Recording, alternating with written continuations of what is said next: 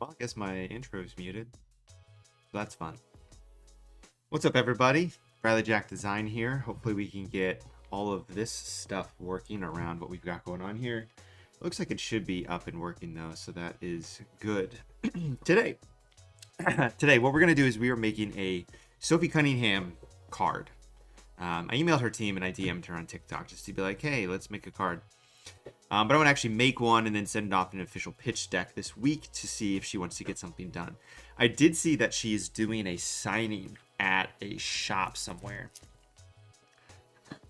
I don't know exactly where it is, but I took a look at that because I wanted to see what it was. Let me see if I can find it. I don't remember what it was. To show you sort of the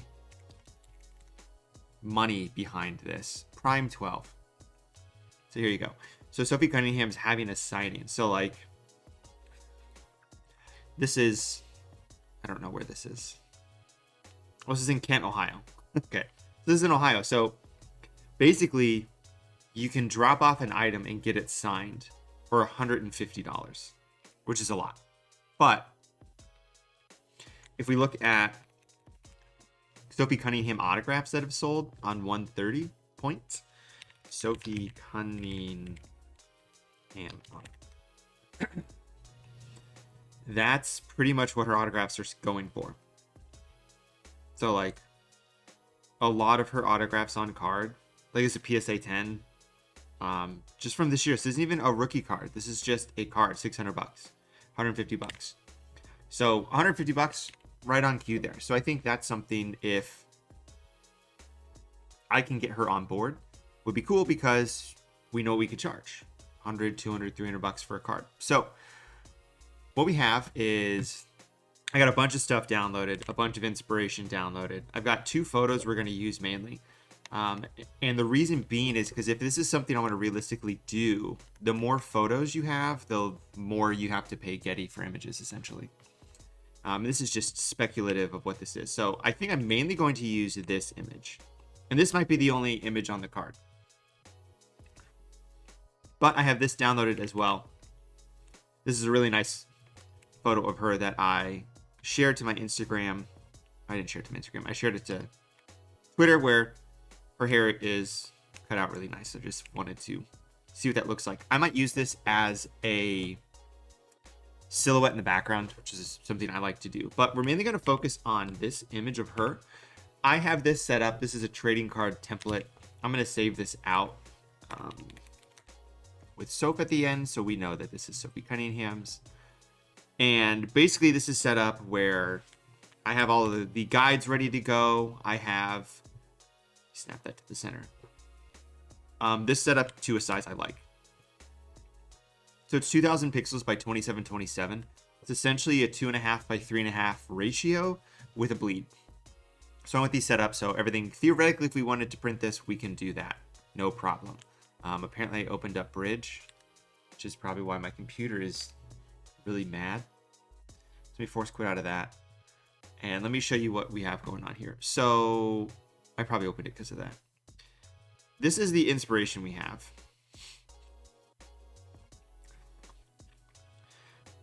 Yeah, I don't care about that. Clean up by name. So here's what we have. So I'm trying to lean into something. It's probably going to be, say, the Enforcer on here, because that's her nickname. So I've got a bunch of really sort of grungy, darker Enforcer. This is just Tamani, so I'd put it on there. I downloaded some glass textures that I want to use as displacements. I found these really nice. I downloaded the same one. That's fine. Fix that. These backboards breaking I thought were really cool. Maybe we can play with those a little bit. I got these from Envato, which are good.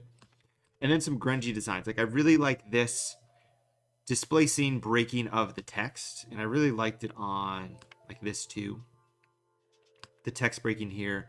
And I thought I had one more, but it might not be on here. Maybe I didn't save it. Like a bunch of glass breaking textures that we'll probably use as displacements. I also downloaded some glass overlays that are in here. These are just from Envato as well. I mean, someone just broke glass, took photos of it, uploaded it as an asset. Good for them. We have a bunch of stuff. So we're going super grungy. it's probably going to be like 2 colors. It's probably going to be super dark. And then we're going to have the glass effect and the text. And the glass effect, I feel like, is going to be holographic, which I think is going to look super cool. And I got a bunch of other random things in here. Like these are just like grunge textures that would just look nice. So I think the first thing we need to do is we need to figure out where Sophie's going. I think we just use this one photo. She's going to be on one side. I like her to be facing inward, so you look at the composition, so she's not looking away. She's looking towards whatever we're going to look at. And then I'm just going to draw a box, Enforcer. And we're going to have it say Enforcer. Now, we could honestly sit here for 30 minutes and pick a font for this. But we're going to displace it, which is good to know. I think, this right here. We'll toss this in here. This is her autograph. So this is a recent autograph too, which is great. So what we're going to do is we're just going to quickly isolate this. So if you want to isolate an autograph, what I do is I open it up. I'm going to zoom in on it.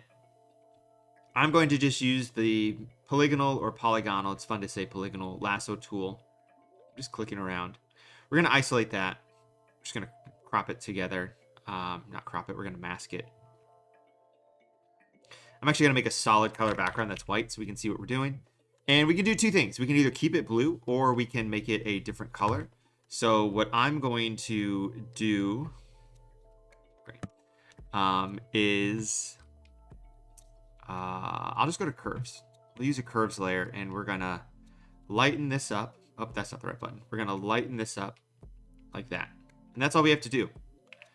So we're just going to basically get rid of this background. You can hold down the command key and click on the mask and it'll make that as a selection. And then if you hit crop and hit enter, it'll crop to that. So I'm going to save this out as auto, save it to my desktop. And now we have her autograph isolated. And when I mean isolated, I mean it doesn't have like the background stuff to it. It's by itself. And what we can do is we can actually double click the layer and use a blend if. And the blend if will allow us to drag over a little bit. And then we actually have her autograph isolated here. We can convert that to a smart object and we can actually give it a color overlay of whatever we want. So if we want it red, it's red. We're just going to make it red for now, which is good. If you've been paying attention to what I have been trying to build and do, I'm in the process of trying to get printer approval and get a quote. And actually just emailed me. So I'm going to take a quick look at this to see what it is. Okay. Amazing. Okay, sweet. Let me email him back. Thanks.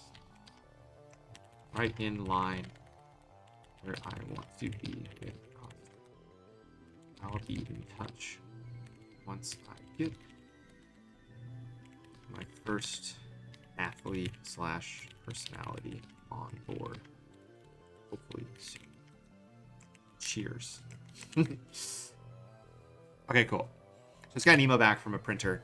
$1 a card is pretty much the cost, which is exactly what I want. I was looking at a different printer and it was like $5 a card. So that was kind of crazy. This is much better. Okay, back to here. Back to the Enforcer. I know I have plenty of fonts on here. I'm just going to go to fonts.adobe.com. And what that will do is this is how I like finding fonts. This is pretty much the only website I use to find fonts. I can get fonts on Envato. People in college, and I see this from my students, they use DaFont all the time. And I'm just like, just go to fonts.adobe.com. They're all here ready for you. And what I'm looking for probably is I'm looking for a thick, condensed font. And I want a list. I want a sample text. So I want Enforcer. And I do want a list. I like the list view better. Let's do the grid. We can get more on here. You guys can see more stuff. So there's a couple different ways we can think about it. Like this is fun. This comrade, it's sort of very Saul Bass looking. But I feel like I want something like agency that's super enforcing. And that's why I looked up here. And go here. And we'll show you all this stuff. That's why I found like really old stuff. Like this is an old Humphrey Bogart soundtrack from a movie. And then I took some screenshots. The screenshots aren't on here. That's what I don't have on here, which is fine. But we could do something like this where it's, you know, sporadic. And I like this text on here that Nick Arley put on here. I like this text effect he does on stuff. It has a really good grasp of texture.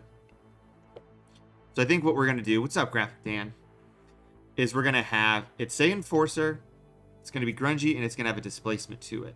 So it might not have to be laid out straight as it is. Like, I think I like copying this idea, but without using like a blatant graffiti font. But graffiti would work kind of a bit. But like field, you know, something like this field Gothic narrow. Let me add this. Oh, I'm not signed in. Great. I think I have that on my computer already, actually. Let me look in here. Field. Yeah, I already have it on here. So like we can go to Enforcer and really blast this up. Because if this is going to be a dark card, we need something to lighten it up for contrast. So if we put Enforcer like this, let me hide her autograph. You know, it says Enforcer and it might say Sophie and Cunningham. I don't know where we're going to put her autograph. But general rule of thumb, which I'm going to create a rectangle. Width is going to be 0.9 inches. Height is going to be 2 inches. This is wrong. Oops. It's actually width is 2 inches and the height is 0.9 inches. Oh, it's wrong again because this isn't correct. So I just need to scale this up. That's about 2 inches. Scale it down a little bit. Like this is where her autograph, this is how big her autograph would be. So I don't know if we're going to put an autograph on this card or not, because I think I have an idea of how this should look, and I don't think an autograph works. But we've got Enforcer, Sophie, Cunningham we need to put on here. So I think what we could do is we could put this photo of her in the background yelling. Kind of like this. Maybe we reverse it, because if we're going to use this as just like a silhouette, it doesn't really matter if stuff's flipped. So let me hide this. Because what I would want to do is I would want to add something to this. Like a color overlay. You know, where it's real dark and grungy. And maybe we displace it later and then the text is on top like this. But then there's a border to it. I'm trying to think. I'm just thinking that end game contrast-wise how this would look.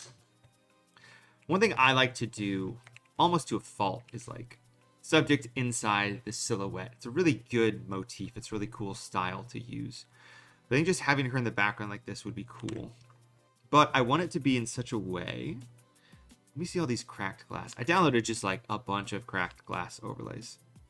Because what we can do is we can go like this and just like blow this up so it's huge. Kind of go like that. So it fills up the whole space. And I'm going to turn this into a smart object. And what I'm going to do is I'm going to double click this. We're going to just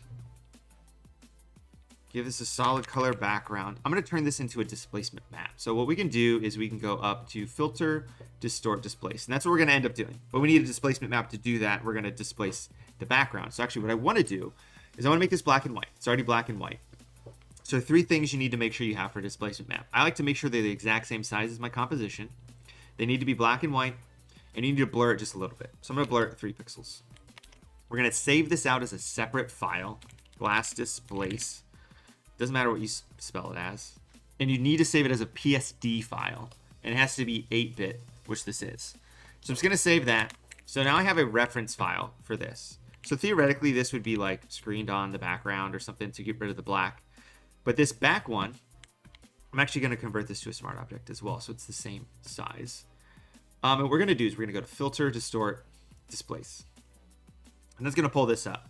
So this is going to displace horizontally and vertically, and it's looking at the map. It's seeing what is white and what is black. And I forget which it is. I think if it sees white, it moves it based on these numbers. So I'm going to do just -10 and 10.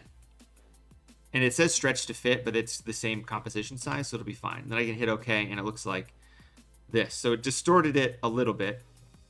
but we can't really see what it did. And we can't really see what it did anyway because it's just all one color. It would make a lot more sense if, whoops, if it had color too. But I'll show you what I'm going to do. So I'm going to displace this. I'm going to do like negative 100 and 100, which is a much bigger number, so we can see this actually distort like this, which is kind of fun. Oh, but I added to the displacement instead of changing it. So what you can do is you can actually double click the displacement and just change the numbers here. Do negative 100 for both. Hit displace, see what it does. So it breaks it up. So what I'm going to do is I'm going to take this glass texture. I'm going to invert it and set it to multiply. And then this should follow the cracking of her. Now, this doesn't look like anything. So that's not fun. It's not exactly what I wanted. I'm going to duplicate this displacement. And I'm going to do 100 and then like 250. I don't know. I'm just hitting buttons to just see. I'm experimenting as to what this is going to look like. I'm just trying to distort the crap out of this background image, which is, it's doing that here, which is cool. So let me just take this other displacement, duplicate it again. It's going to shoot her down there. Take the second displacement, put it here. It's going to shoot it there. Let's actually take that one and do negative 500, negative 500. And then select this glass displacement. Yeah, I figured that was going to be a little too much and too chaotic. Negative 250 and negative 50. And glass displacement. Like that's better. And then if I turn this on, it's in this one spot, which makes sense. Everything else is super distorted. And you can see what it does when you do this displacement. It says, do you want to wrap? Do you want to repeat edge pixels or wrap around the edge? So I can hit wrap around. And we can see what that does. So it sort of tiles it down. But what I'm going to do instead is I'm just going to blow this up just a little bit. I'm actually going to convert this to a smart object. And then I can just sort of make it bigger so those pixels repeating on the edges aren't there. So we're using this background image, but we're not really using it at all. We're just distorted the crap out of it. And it looks like this. So honestly, it's just a cool background. So what if I flip it the other way? So it's the original. Like this looks cool. Like this is just a cool looking background now that we can use. But we used it from an original photo of herself. But it looks cooler than just having... This is a cool way to make organic looking stuff. So I'm going to put this up here. Maybe we twist this a little bit. And then maybe we grab just one of these other glass textures that aren't so intense. These are kind of intense. It's this one. This one's not bad. Invert it. Let me click invert it, set it to screen. No, it's not set to screen. Set it to multiply. And then put this down here. So we've got this really, I think this is cool for how this looks for not a lot of time spent. And we can easily change this color. How can we do that? We can open this up and then open this up and change the color here. But this is all just one color. So really we can just give this a color overlay and make it whatever we want. So if we want to make it white, we make it white. If we want to make it, yellow, we make it yellow. Whatever makes sense for the Indiana fever. And what I'm going to do actually right away is, if I want this to be realistic for what I would be able to do, which is what I'm trying to do, is I need to scrub all these logos off. And we'll figure out what we want to put there. And I've talked about this on different streams before. So I'm just going to... I can't gen fill because I have a layer mask, or clipping mask. We're just going to gen fill these out. So it's going to get rid of them. I'm going to get rid of Indiana because we can't have any logos on here. And then we'll figure out what we can put here. Whether it's something to do with the enforcer. Get rid of Indiana. I think I can have the number 8 on here, but I'm going to get rid of it. Just because we can. Sort of like prepping for a jersey swap, but you're not going to add anything to it. It's taking a while to generate this, which is fun. It's trying to add the Salesforce logo. Oh, because the Salesforce logo is right here. We gotta get rid of that too. There's probably a slightly better way of doing this. Selecting the white and then just sort of expanding it, making it a little bit fuzzy, but this is fine.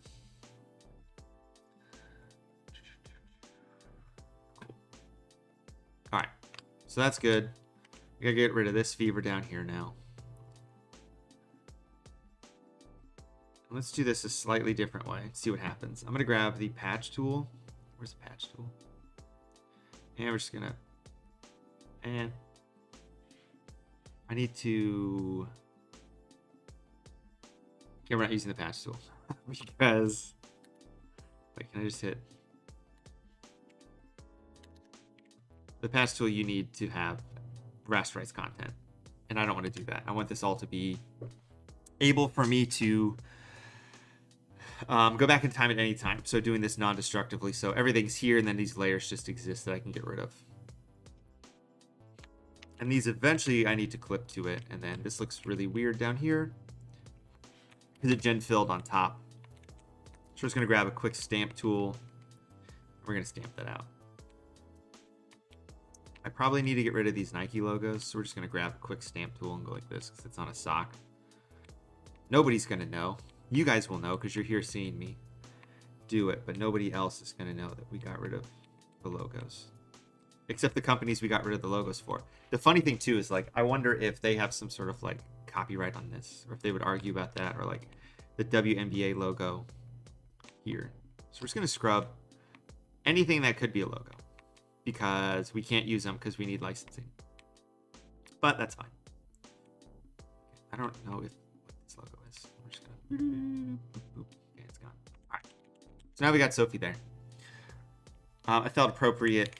I got my WNBA hat. I got my WNBA sweatshirt on. We're just white on white today. It's actually cream, but humorously, I wear this hat a lot. It's actually just a really nice hat.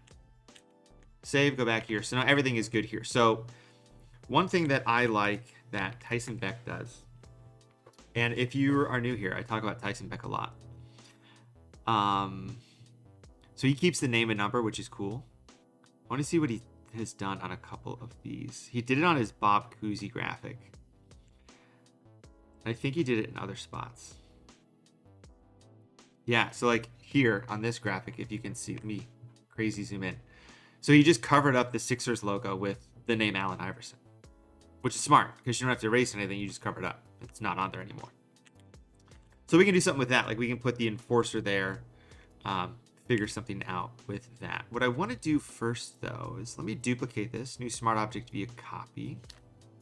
And what we're going to do is I want to see... I'm going to get rid of all this stuff we did. And I can hit delete layer mask. I want to see what her what her reflection looks like. So we're going to save this and go back here. So now we have the full... card. Actually, it'd be cool if we like multiplied it on the back like this or something like that. So part of it went through, or we set it to screen or overlay. So it's kind of there, but not. I think that looks kind of nice. So maybe we keep that. I think that's good. Where's our enforcer text? So we want our enforcer text to be seen here. And maybe we do something where she's yelling and the yelling is displacing this. What did I do that in? I feel like I've done that with something. I don't remember. But we can do something with the enforcer. Now I'm going to turn this text into a smart object. And what we can do is we can displace it again. We're going to do something just like minor. I'll do -50 and 50. These numbers can change and be whatever. It's just whatever we want. So this is what the glass displacement does to text, which looks super cool. So that's what we're going to try and do. We just need to We need to pick the right font for this. Indiana Fever text codes. I'm sure I have these in a file somewhere because I've made a couple Fever graphics, but we're just going to do this. And I know Chris knows what I'm talking about. I hope Chris is lurking. He knows exactly what I'm talking about. All right, so whenever I do a color overlay on stuff, I kind of like to... I like having gradients of color. I'm just going to go like this, so it's darker on the bottom than it is on the top. Let's set this to screen. Just a little gradient, which is kind of nice. I'm going to take this Sophie Cunningham photo here. This one we did. I can delete all this just to save on space. I'm just going to open up Camera Raw. I'm going to make this black and white. I don't feel like using a gradient map to do it, which is what I usually do. I'm just going to go to color and just go to saturation and hit that. There. So now this is black and white. It's not distorting the color at all. It doesn't hit the very top. So what I'm actually going to do really quick is crop this upwards, but I'm cropping it upwards with a generative expand. So it's just going to fill in fake fans, which are a lot of Fever fans who just got into basketball. I would be a fake fan, to be honest. I like this hat and this sweatshirt because their branding is good. That's why I have this sweatshirt and hat. Don't quiz me on the WNBA. I know enough, though. So I'm going to move this up so her feet match there. So now she fits into the back here. So let's do something with the enforcer text. I like the idea of this or this. So if we do something like this, maybe we can have it go down, down, down. So we can do something where it's like enforcer. Enforcer, I hardly know her. Waiting for my brother to hop in and say that, but he is on vacations. So it can be like this. Now this isn't what I want. I'm just going to show you sort of the idea with Gotham. And let's use Futura. Let's just go with super. Yeah, I'll just do this. It's fine. This is the font Nike uses. So if you want to make anything look like Nike, just use Futura bold, condensed, italic. So we've got N, we've got 4, we've got Sir. So what I thought we could do is we're going to turn these all into individual smart objects. I'm going to hide these. Oops, I'll hide them all. So we can take the N and we can kind of go like this sort of thing. And then we take the 4 and we set it up here and we shrink it in like this.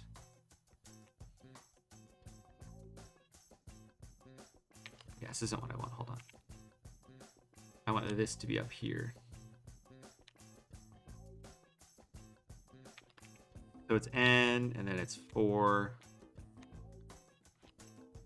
and then it's Sir. Now, this would look a lot better if it was equal. What's the word, everybody? Equal letters.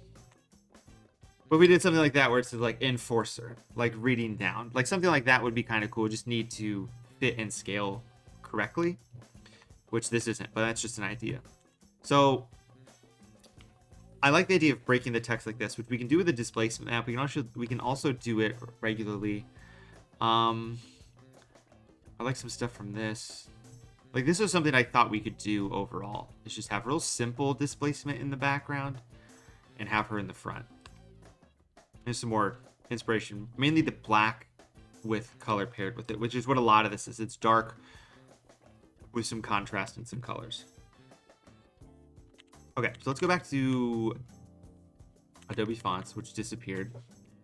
Adobe Fonts. Let me sign into this.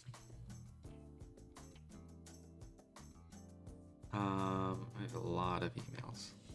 Right? I love it when I get like a lot of work emails and stuff that come in, like right now when I'm trying to stream.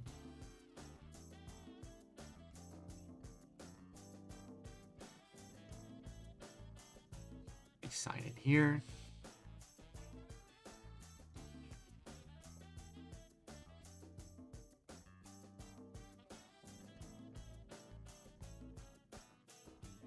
Okay. And now I'm signed in. So now when we actually apply stuff, it'll work. And I was trying to do stuff with a different client for the National Card Convention. That's why it says National. Enforcer.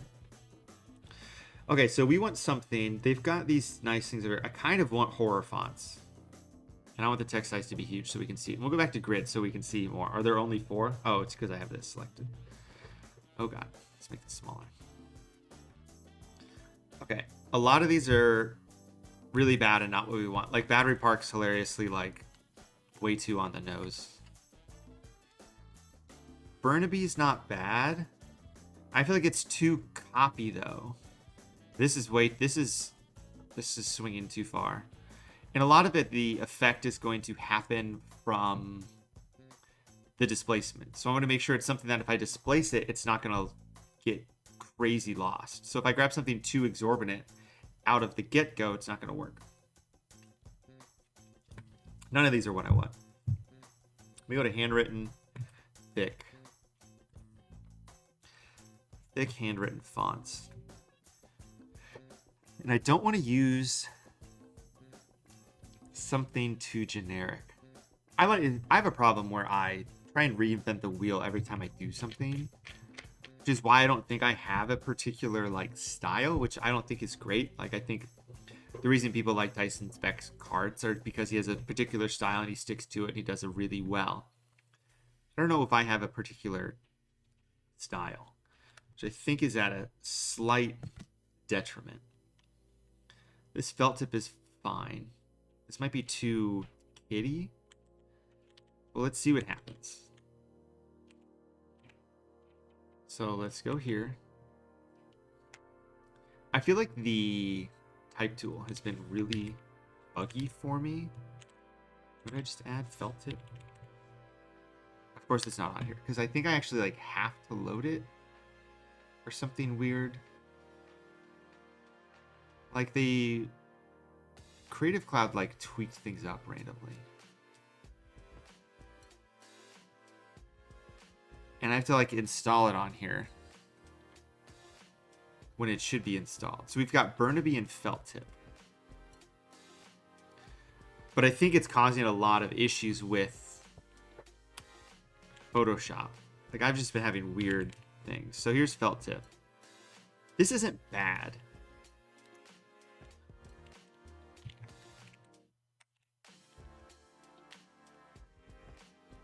Oh, we can break it up this way, I guess. See, like I'm just trying to copy this text and it's just like lagging. So we've got the enforcer, which does not read well at all. But we can play around and we can get it to figure out. So let me go back. Let me go here. I don't want to copy what Nick did, but what did he do? So yeah, you can read harden better, which is not too bad. This is just sort of a cartoony font that they broke up, which looks kind of nice. So we might do that. This is just too blah right now. This is too elementary for me is what I'm thinking. I copied this and duplicated it. And it just took 6 years to do. Let's go to the Burnaby font, which is that stencil. This is just too cookie cutter, I think. Just doesn't look good. But I can scroll through stuff now and see what looks nice with fonts that are in here. I think I just have too many fonts on my computer too. I think that's actually like the issue. I can use like crazy generic like Enforcer, or we can do like Mars Attacks. I like the Mars Attacks font. I use that for a lot of stuff. Let me hide this. I'll just type in.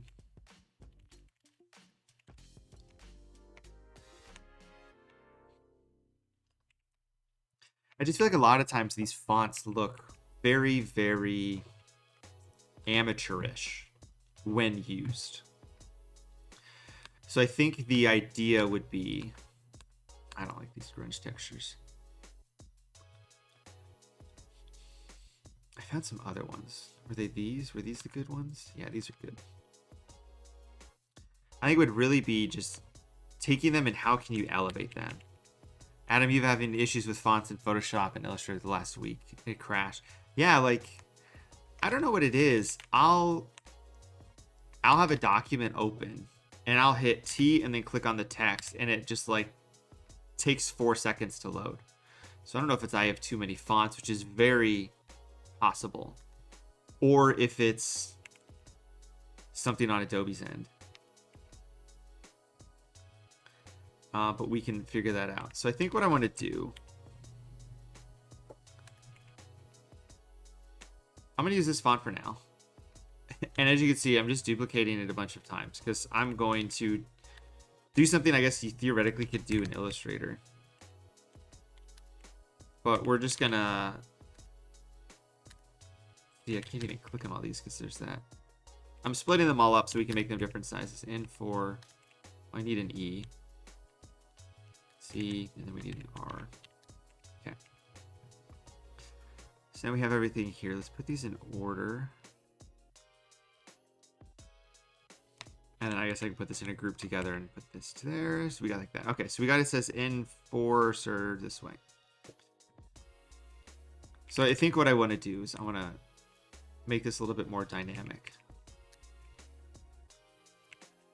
I think part of that is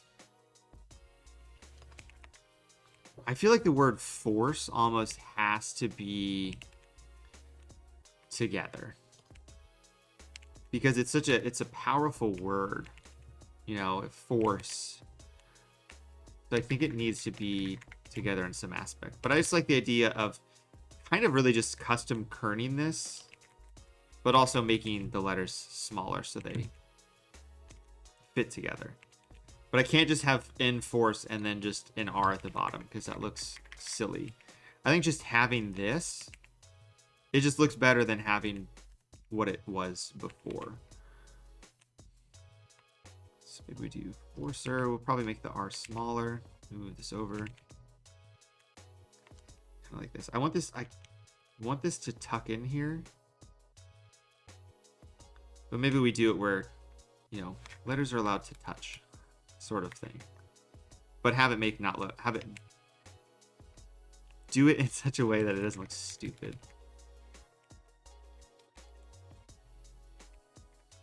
And maybe we do, you know, we steal a little Tyson Beck sort of thing. And maybe it says, you know, enforcer across her chest or something like that to cover up where we took away a logo. But I mean, this just enforcer text looks better than what it did before. See, I'm trying to manipulate text and it's just breaking. So this is all in a group together. That's good. We're going to keep that there. We've got her auto here. We're going to make her auto white so it's on top. So we can see how big we want that. And actually what we can do, I'm going to undo all that stuff we did. Which means I have to delete this and go like that. And then image reveal all. Oh, I can't do that because this is a rasterized object. Did I rasterize this? Oh, that was stupid. Let me just drag this back in here. I'm going to size up this autograph correctly. So I can just drag this in here and just size this up. Yeah, about that. So this is actually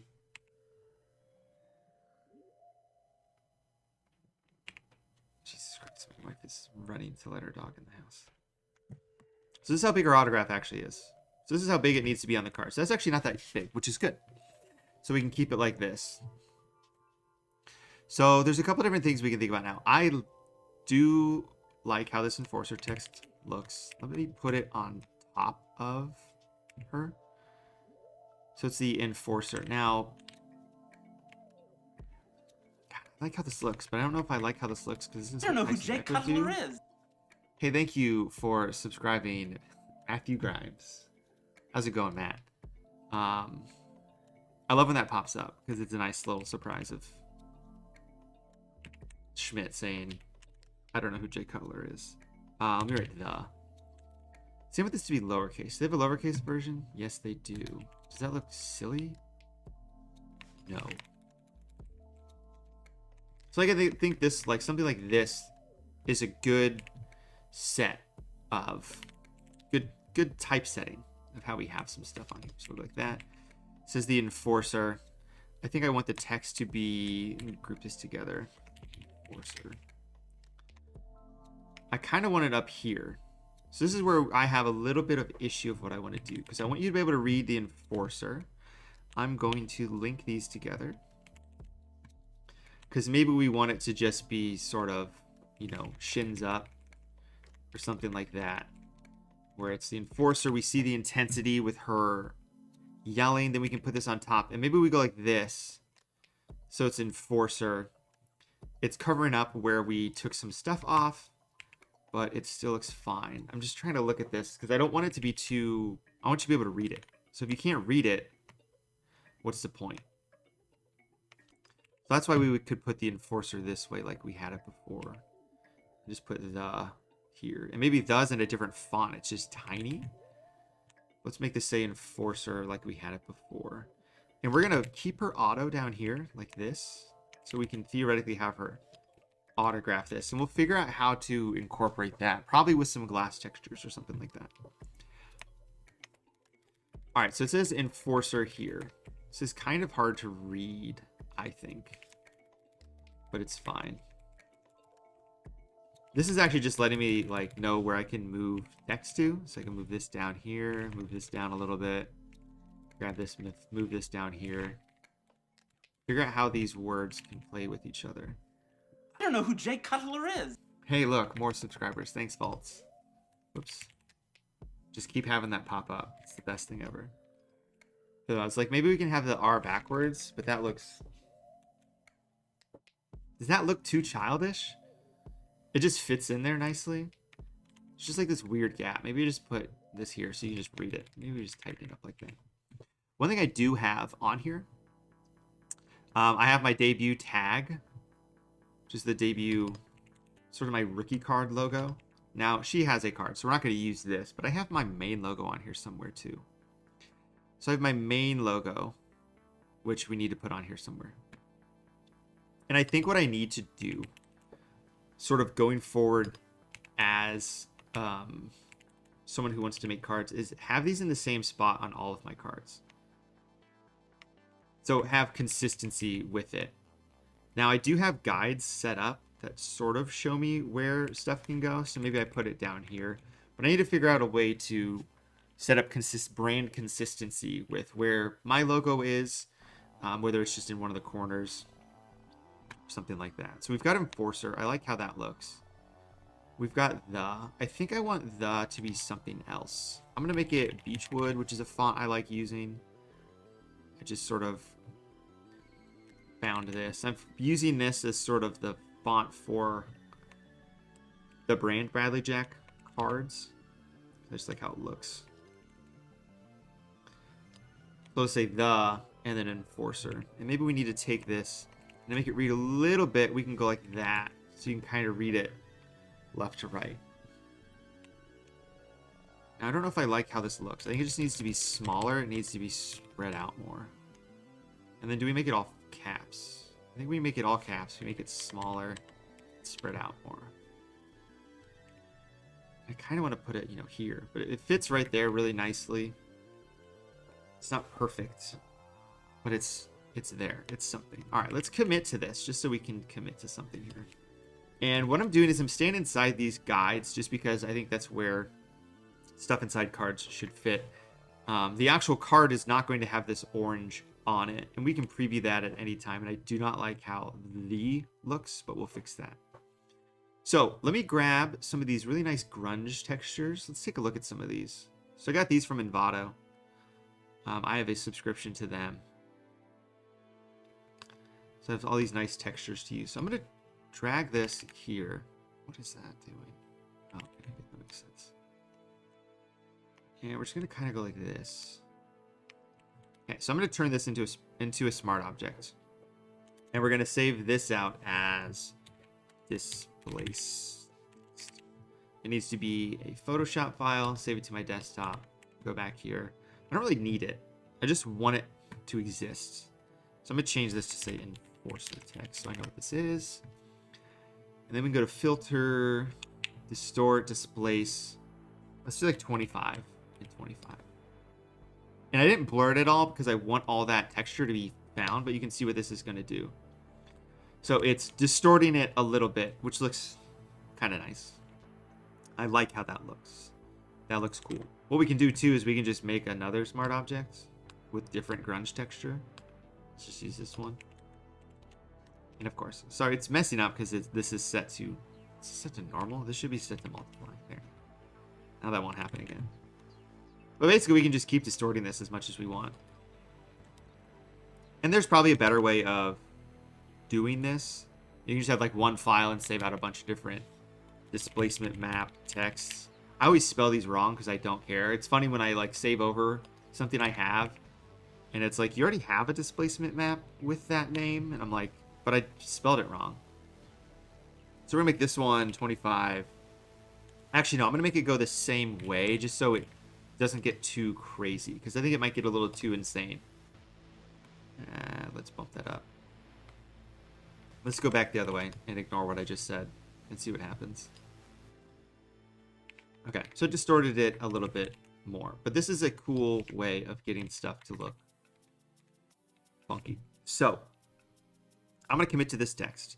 We're going to take this text, smart object inside of a smart object. We're going to make a solid color on top of this, and we're going to use the adjustment layer of a threshold. And the reason we're doing that is because, is that what I want to do though? Or do I want to do that inside of this? Actually, I don't want to do that here. I want to do that in here. Threshold. And we're going to make this larger. Okay. So the threshold does nothing. It makes it pure black and pure white. But what we can do is I can go to filter and blur my text. And when you blur it, like 15, you see how it's distorting it. Because it's blurring it, but it's committing it to be fully black and white. So I set this to 10. And I turn off the threshold. It's basically taking this blur and it's getting rid of all the gray, making it just black and just white. So this allows you, if you set it to sort of a lower, like 4.5 pixels, it gives you an effect like that. Then when we go back here, that is distorted on top. Then this is distorted based on that. Then we can go back here. We actually didn't change anything with this. We quit out of that, quit out of that, quit out of that, quit out of that. Now when we go back here, the and the text looks more organic. It looks a little cooler. And you can see this text here isn't blurred. So this is why it's super crisp. That's why sometimes you want to blur it to make it not so choppy. Now for this, we can just set it to screen and it'll get rid of all of that black behind it. So now it says the enforcer. I think we might want to figure out what to do with our original background. I just want to make sure you can read this. But I think it'll be fine because I'm trying to think of how this is going to print. And right now, everything looks pretty solid. I like the text that says enforcer. This looks better because we distorted it. We've got Sophie Cunningham here. I think we can put her in front of the text now. And you can read that this says enforcer, which is good. Let's make her a little bit bigger and put her down here. Now, the problem with this card right now is she doesn't match the text and the background.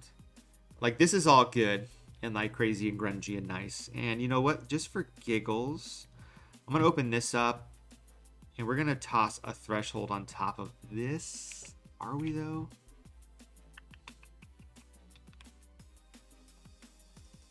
That's not what I wanted to do. Set it to 25. I kind of wanted to distort that. Maybe I would use some camera raw to do that, but it would be fine. So we have the enforcer text now. And we can put that wherever. Now I can always commit to this. And we can change the color of this too. Let's do that, actually. So I'm going to set it to normal. I'm going to open up the blending options. And then this current layer, I'm going to get rid of anything that's black. So I just move this over and it gets rid of all the black. I can sort of drag it down here. And then I can convert this to a smart object. Now we have just a white layer of this. So there's no blending mode. And that actually allows us to add a color overlay to this if we want. So if we want to give this, if we want to make this like a special color, like if we want to make it gold, we can make it gold. Or we can change the color to Indiana Fever yellow. You know, so Fever hex code. Pop that open. Grab their yellow, which is just pretty much yellow. That says the enforcer. And the reason we would do that is maybe just for contrast. Maybe we don't want that. We have the option though. Thanks, Zach. Okay, we need to grunge up Sophie a little bit. And I think that's where a lot of improvement can come from my side. So like I grabbed inspiration I like for like treatment. Like I like this idea of thinking like glass effects that have a different color background that distorts something or it shows something else. Really grungy here. Grungy, grainy displacement. Chris Charzopoulos always does a good job of like these little, tears of color, but just the player treatment, it's gritty and grungy and looks nice. And I know Nick Arley does a good job of that as well. But I think that's why I downloaded most of these. Like, this is really grungy that Scotty made here. Gritty, grungy, contrast. This right now is just like, it's just a photo. Like, it's been edited.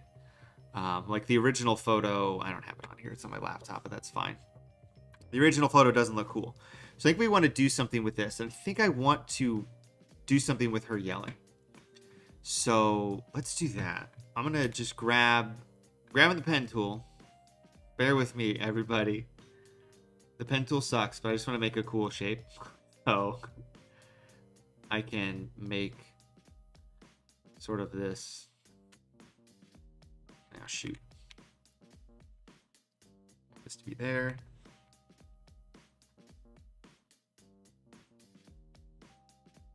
Make this sort of yelling shape. And then what we can do is set this to difference. That's not difference. Difference. There we go. Do something like this, where she's yelling or screaming and it distorts something behind it but looks cool. And maybe it's in front of her face. What if we have it, like, is that too crazy if we have it like just at this like pointed edge?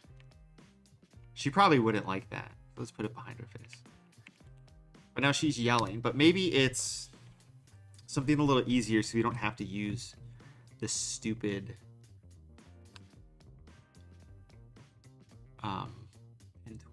Because the pen tool sucks. I think we can use this. So what I'm looking at here is I'm looking at what shape can we make? What triangle sort of shape can we make that's yelling out of her mouth that's going to look cool? So I think this might work. So what I'm going to do is I'm going to open this up. We're going to isolate this itself. So what I'm going to do is I'm paying attention to just this bottom left-hand quadrant because that's all I really want. So what I'm going to do is I'm just going to make a new layer and set the opacity of my brush to normal and 100%. And I'm going to paint everything that's not this corner. So I'm going to isolate just this. So what I'm going to do is I'm going to pay attention to the bottom of my brush here and make it a hard brush and just keep clicking. Basically so we can isolate this texture. And I'll probably invert this because we're going to have to make it a color. So this will probably end up being black on white.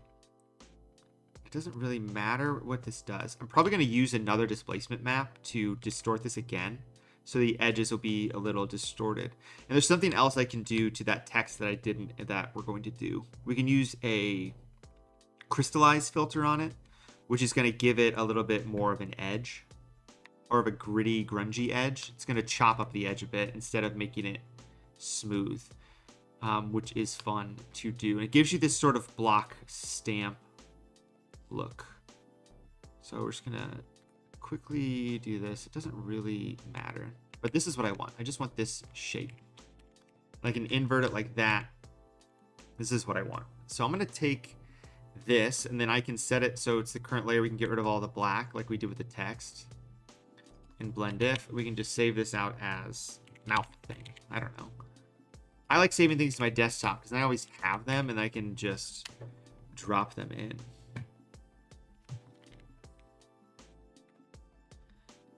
Don't send me link to files. I gotta fix that. Cool. So now I have this file. So instead of using the stupid pen tool, I can go like this and have this do whatever I want for the most part.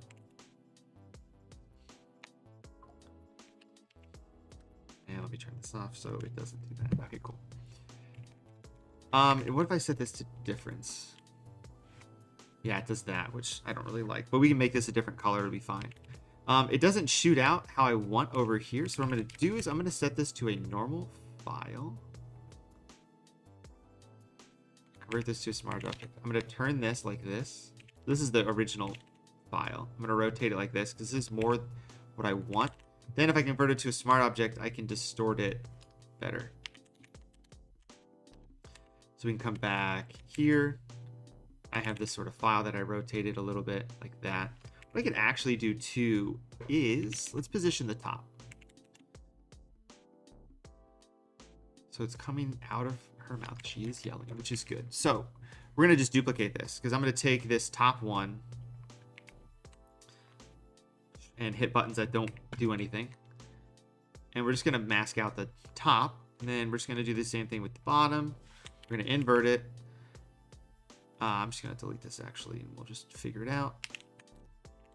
But I can just make this larger and sort of turn it and have this be the bottom of the yell. So you just make it larger so it hits off the edge, which is what we want. I actually hit crop, which is not what I wanted. So I can do this. So I can hide this. So I'm going to do, I'm going to hide this. There we go. So I can go in here and just sort of paint like that. Turn this one on. And mask. So it looks like this. And then we just go in here and we paint in the middle so it blends in. So this is our now new shape. So if I set this to difference, it looks like that, which is kind of okay. Let's put on her mouth again.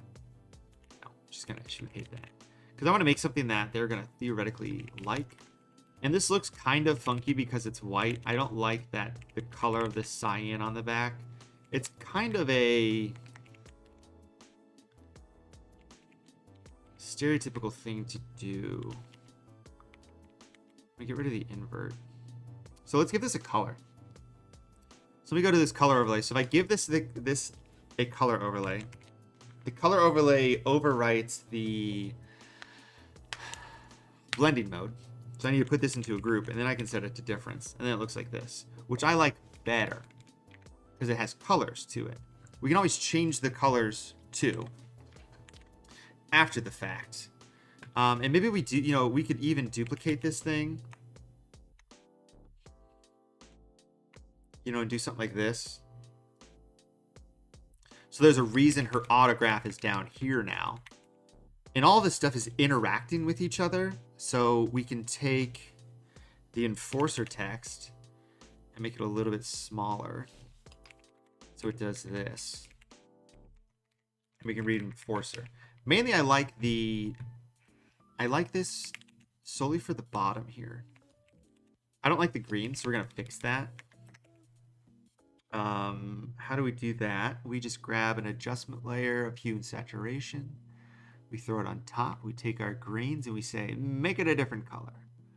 Ooh. Yeah, I kind of want you to change a lot of colors. That's kind of weird. I don't want it to affect the yellows at all. I don't know if I can do that.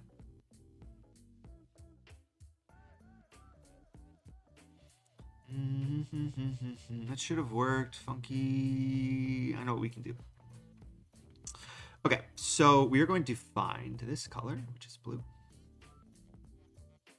Wow, it's lagging like crazy. It's probably because I'm streaming. Hopefully the stream's coming through clean and you guys can see what's going on. So what we're going to do is we're going to create a gradient map. Gradient map. With those colors. Like this. Except we need to hit this good old reverse button. And now it looks like that, which is what we want. But that looks terrible because there's not enough contrast. So what I want to do is we're going to put this like pretty much at the very top. And like this looks kind of fine, like on her. Like we might do something like this to manipulate her once we're done with this. I just want this to be... I want this to be masked to this. So we're going to take the gradient map, we're going to delete the layer mask and mask it to that, which is good and what we want. We're just going to drop it below all this other stuff. Good. Now we just need the color to not look terrible. So we're just going to drag the yellow over like this and drag the blue over and drag this out just a little bit like that. So that makes a little bit more sense, but I do want it to be behind her. So like this. So then her autograph can be down here, and there's sort of this yellow part on it. Now, honestly, does it make sense for her yelling now? Does that look good? Kind of no. And you know what? What if I just set this to color or hue?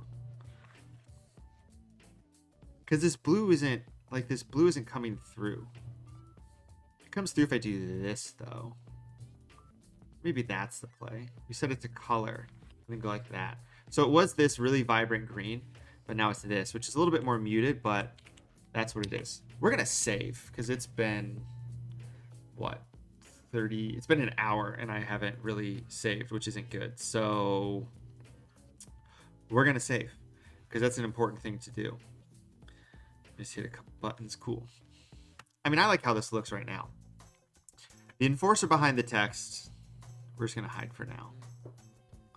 I think I like how it kind of, parts of it work, parts of it don't.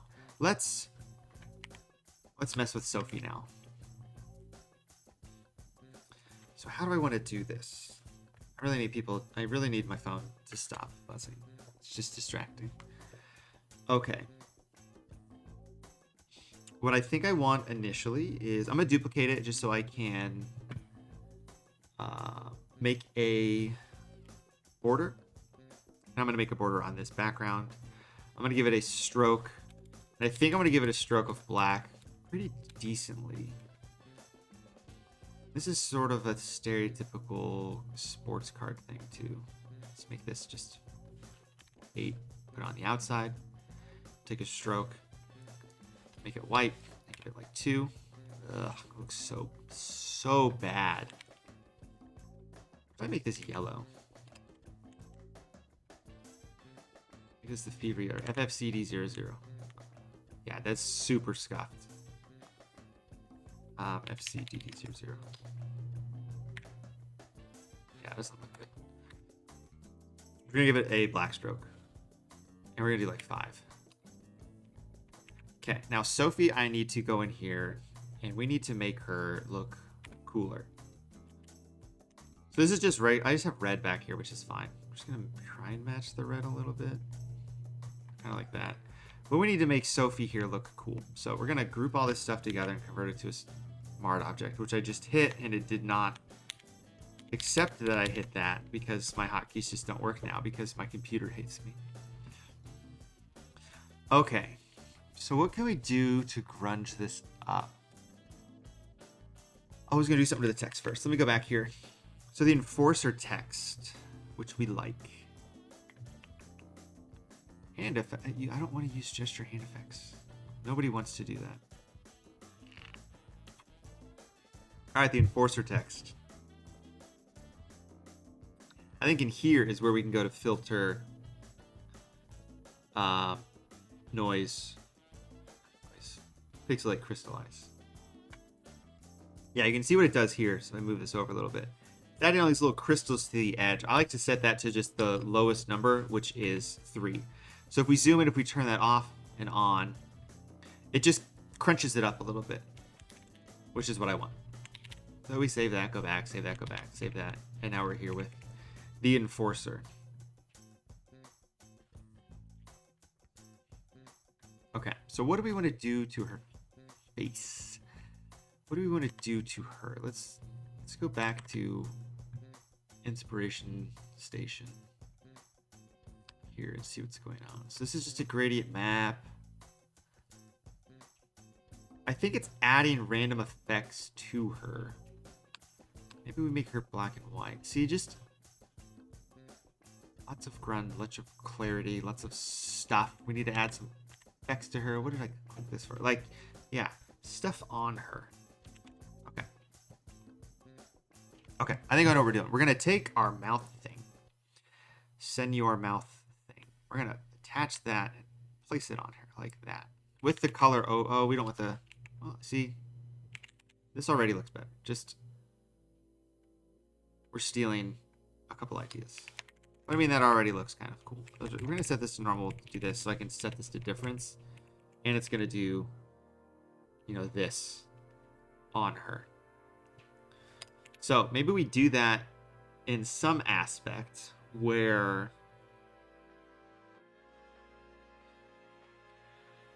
maybe it's just on her like this. Maybe we don't set it to normal. Maybe we just set it to normal.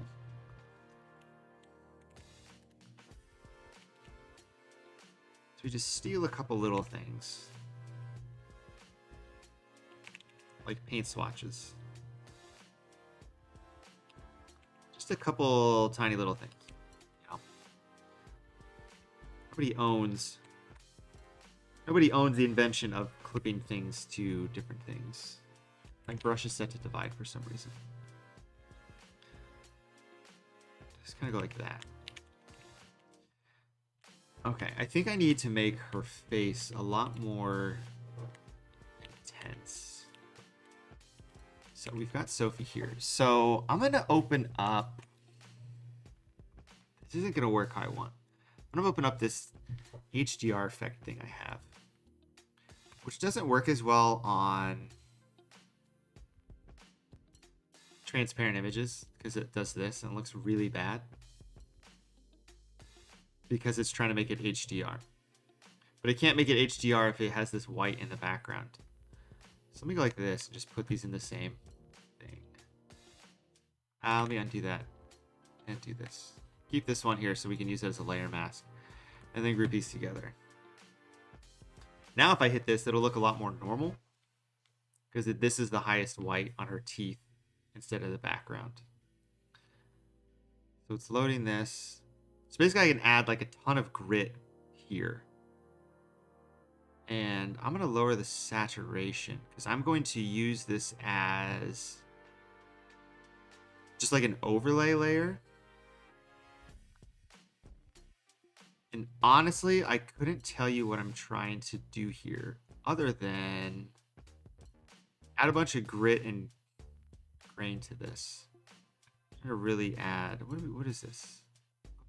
Oh, okay. Okay, see what's going on. I haven't used this enough to understand exactly what's going on.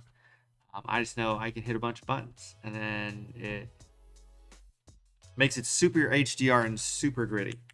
So I can just take this guy and toss it on top of her like this, set it to overlay, and now she looks like that. Now, does that look good? No.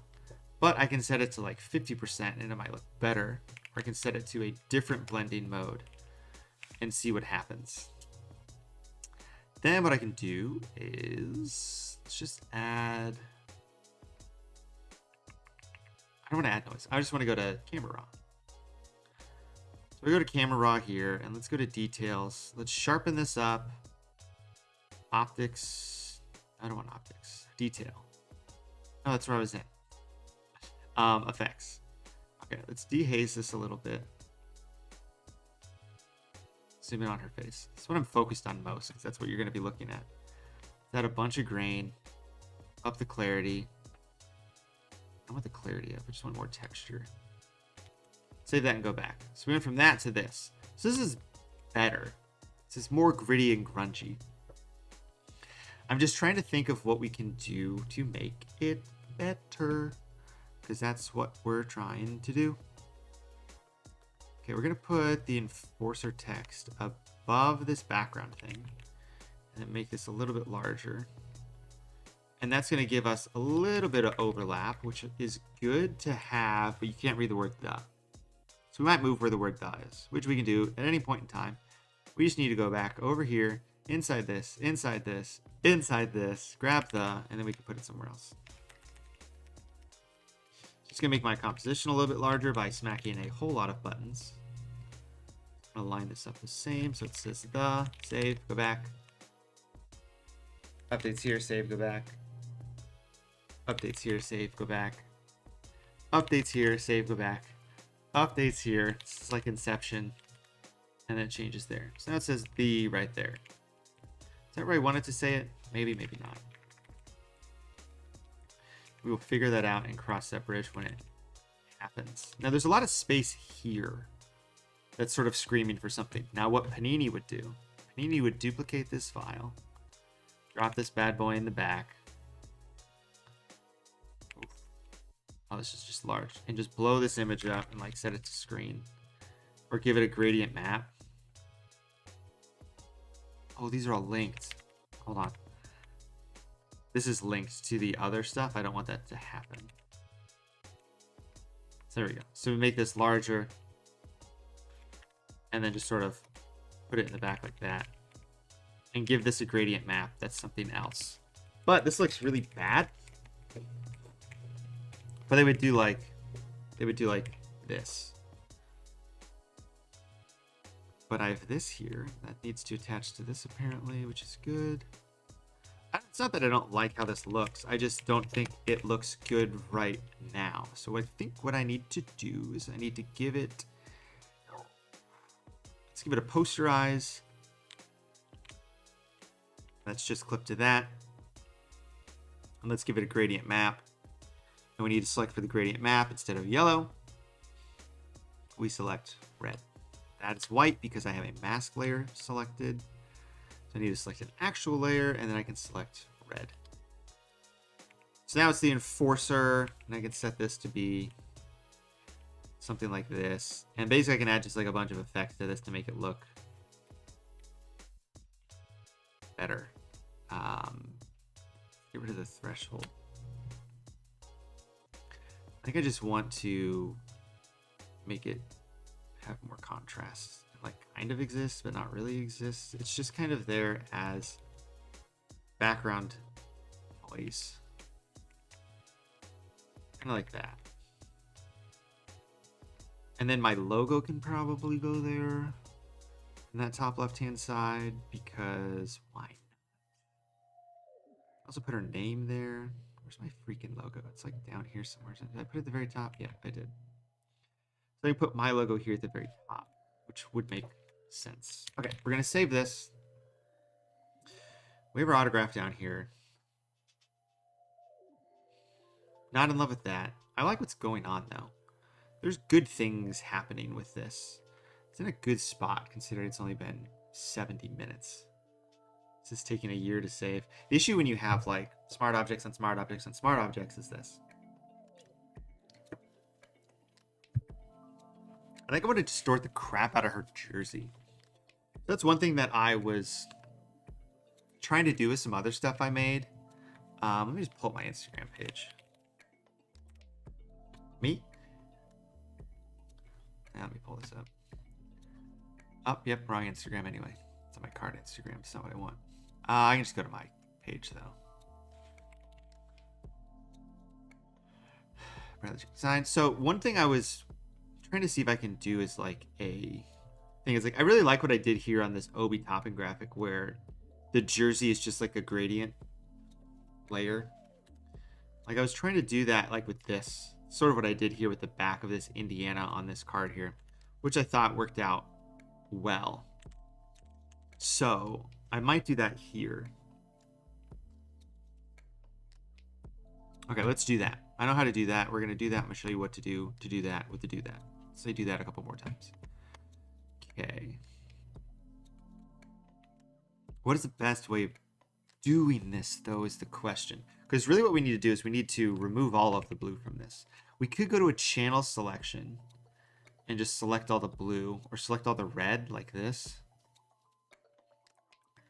Let's do this. We're going to duplicate this channel, which is red. So now it looks like this. This is red. Congratulations. Image calculations. We can multiply the red on top of the red, which is sort of what we want. Then we can go to image. We can do calculations again. It's just giving us these layers, and these are just going to be used. Let's do overlay this time.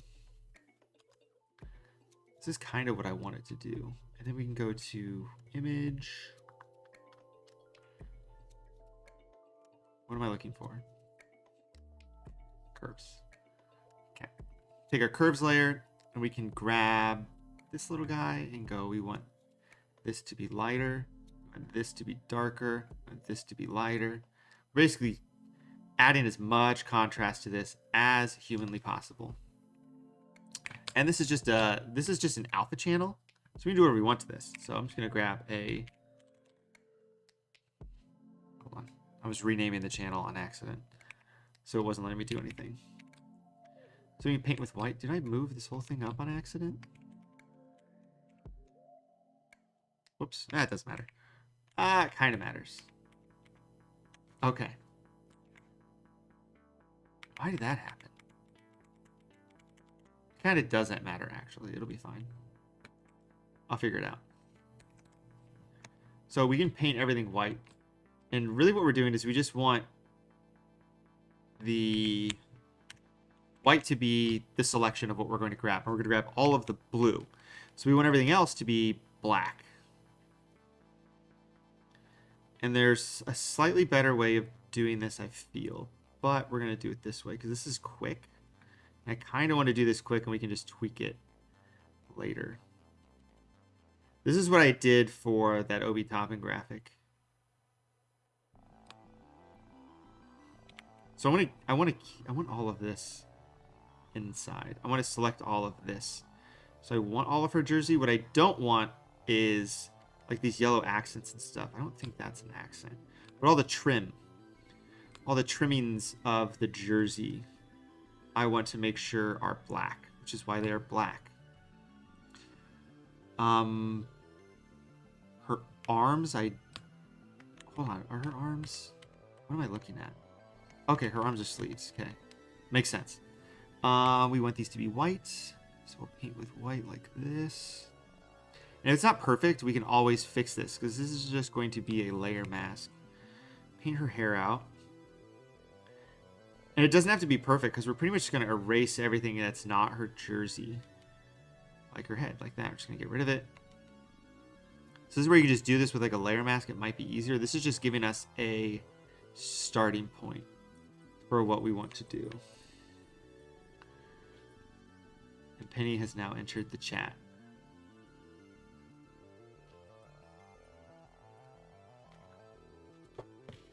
Okay, cool. My doc has arrived.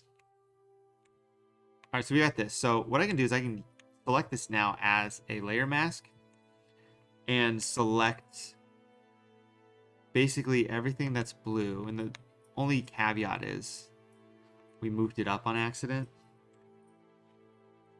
So I can hide this, go here and basically mask this out. So this is her jersey color now. I'm going to duplicate that and I'm going to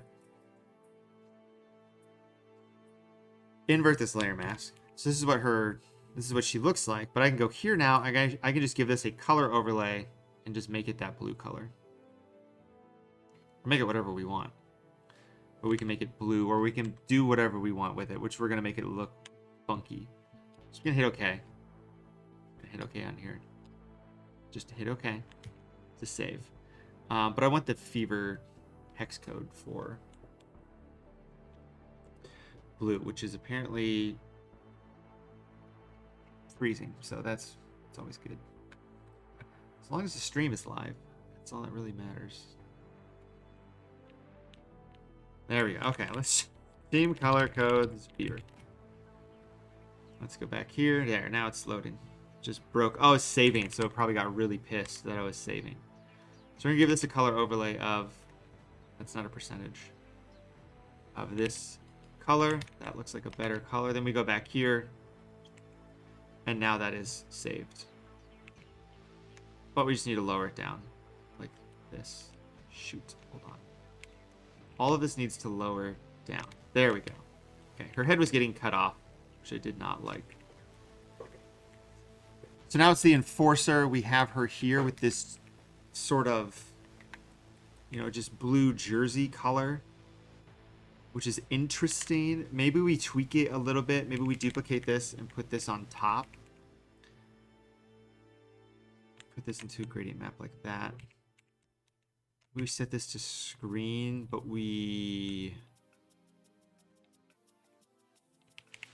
so this is what I'm looking at right now, which is fine. I want to make this, I think, just black and white. If we invert it like that, it's gonna look really stupid. But I can go like this and sort of group this together and set this to screen and just apply to that. So it gives it it sort of flattens it out. It gives it it doesn't have as much contrast, which is kind of fine. But we can also take this here, give it that threshold, Kind of go like that. And it looks like that, which looks really bad. But we can make it look less bad. And maybe we can make it look cool. If we go here and we take the current layer and go like that. Just turn this into a smart object. That's not what I want. I don't want to turn it to a smart object. I want to give it a color overlay. And that's the FFDC00. Yeah, that's not what I wanted. Because I have to turn this into a smart object first. See, I needed to turn it into a smart object. And then we can make it yellow and then go like this. Go like this. Now our jersey's yellow. In certain spots.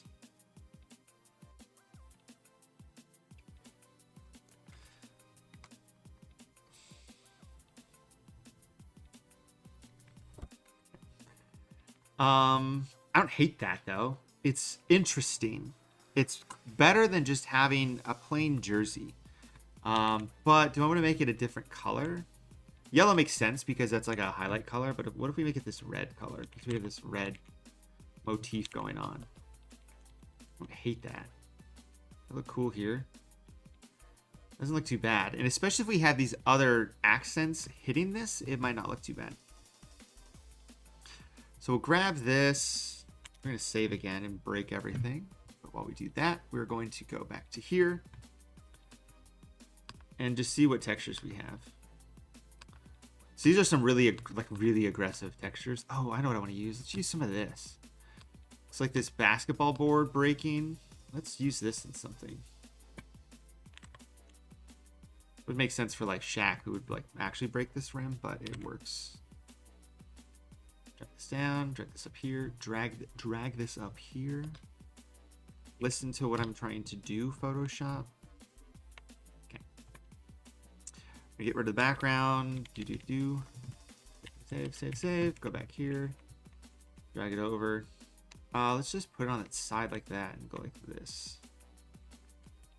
And background's gone. Okay, cool. Let me set this to soft light. No, color dodge. You can't tell what this is at all. This is at all, which is kind of what I want. I want it on here though. This is a little big. Let's do 500. So this is broken glass, which is kind of fun and looks cool. But I want it to be a little grittier. So let's give it a threshold. See, we could give a threshold to just this. And go like this. So it's literally just a texture.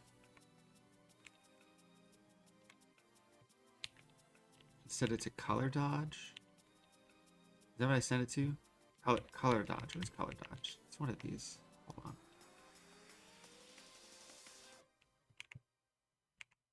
I don't know if that works. Let's put it here. Let's see what this looks like. It's definitely too dramatic. Let's put it below this. Maybe we give... Oh, I don't want to underline with current layer.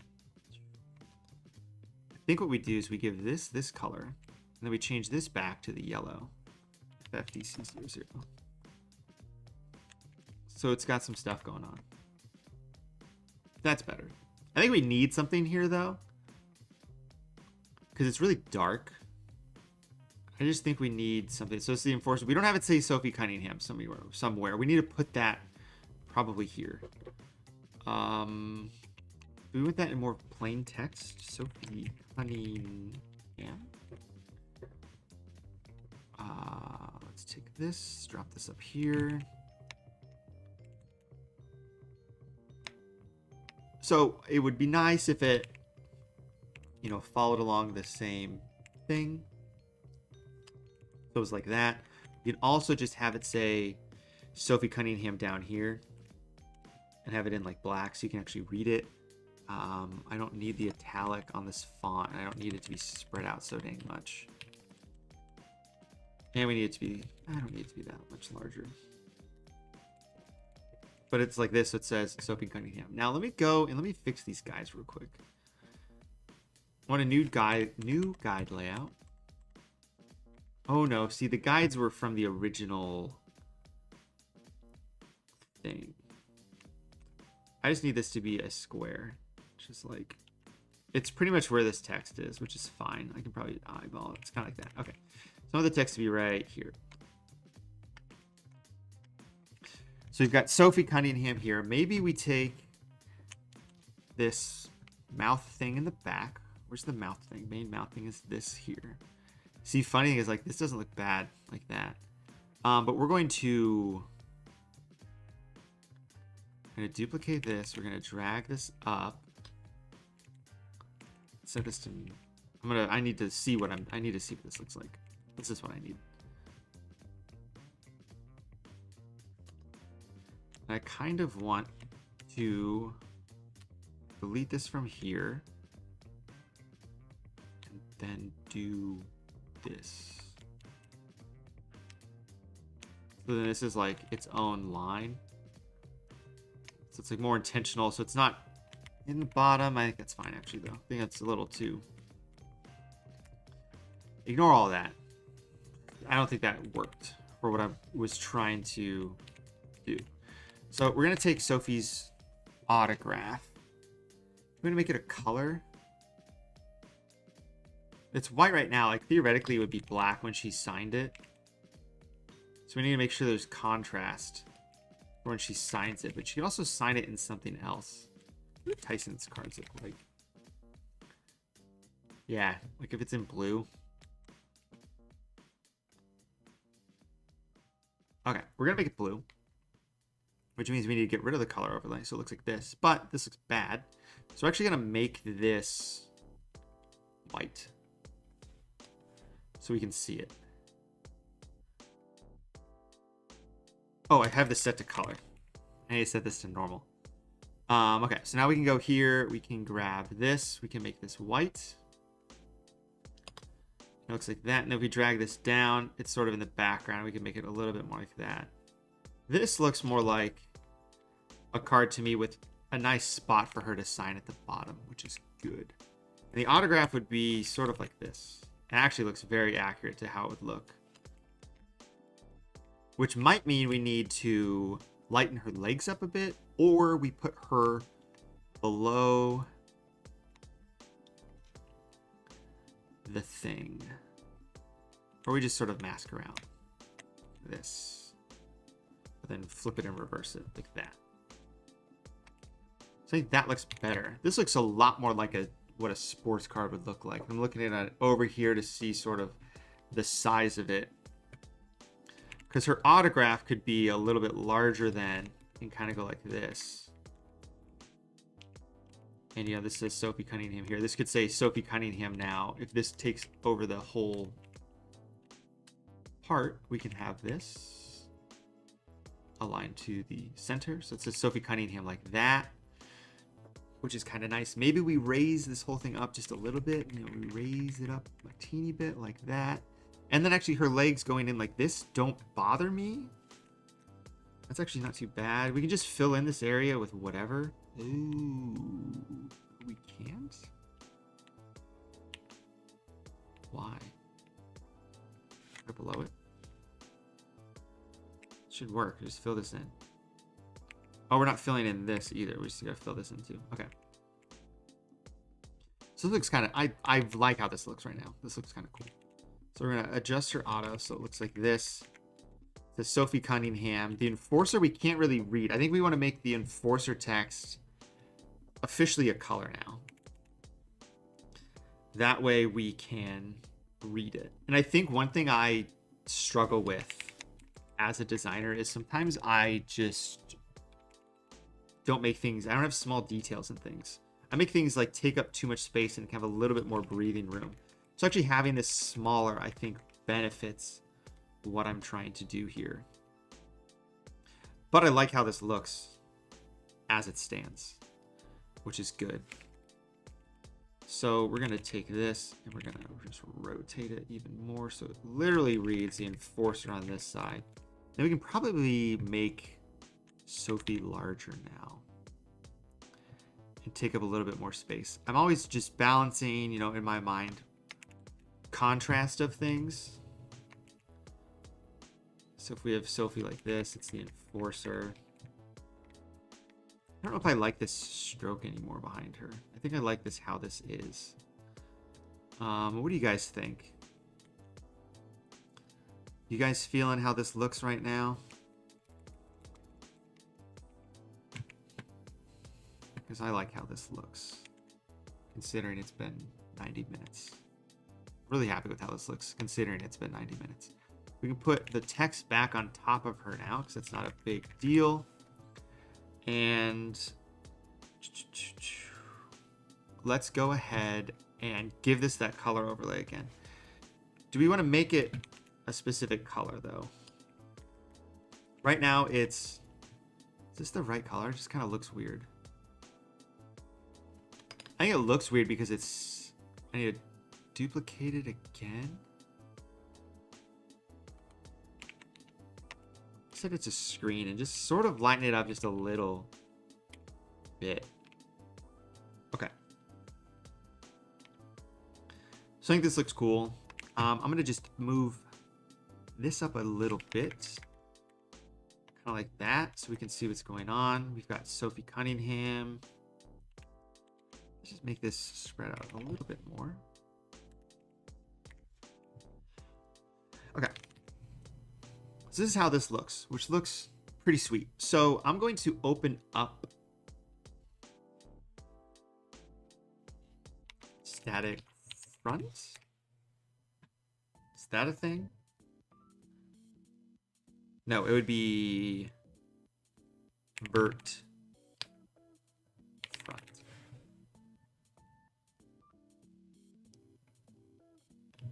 I want to see how this looks in one of my templates, which they're all right here. Front facing, right? Straight on. Ah, it's vert straight on. Okay, so we're going to open this up. This isn't a rookie card. Save this. Yeah, I think it looks cool. It's really outside my style and kind of stealing a lot from others, which I don't like. But it looks cool. But does it look cool because that's what I think people like and it's not what I want? Or does it look cool because it looks cool? Make this a little bit larger like that. Save, and then it'll update here automatically, which is awesome. Then we go here to our trading card. We just grab our cool background here and we'll just put it right here. Do not show again. And yes, I do not care if the profile mismatch is a thing. We can hide this. This needs to be black. And then we can just sort of do this like that. And we can get rid of this high. Oh, these should be clipped like that. They can't be clipped like that. This needs to be like that. Maybe like that. Okay. This is kind of fine. We're going to copy this and just click this because we can. Because this is just a background anyway. Yeah. So then it looks like this. Looks like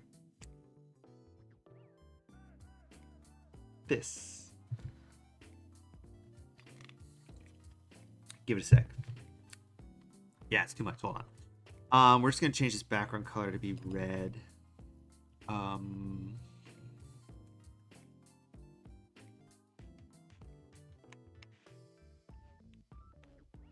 I think I want to do this. Yeah, okay. So I know what I'm going to do with this. This is, I'm just changing the background of this. Oh, that's what I want, actually.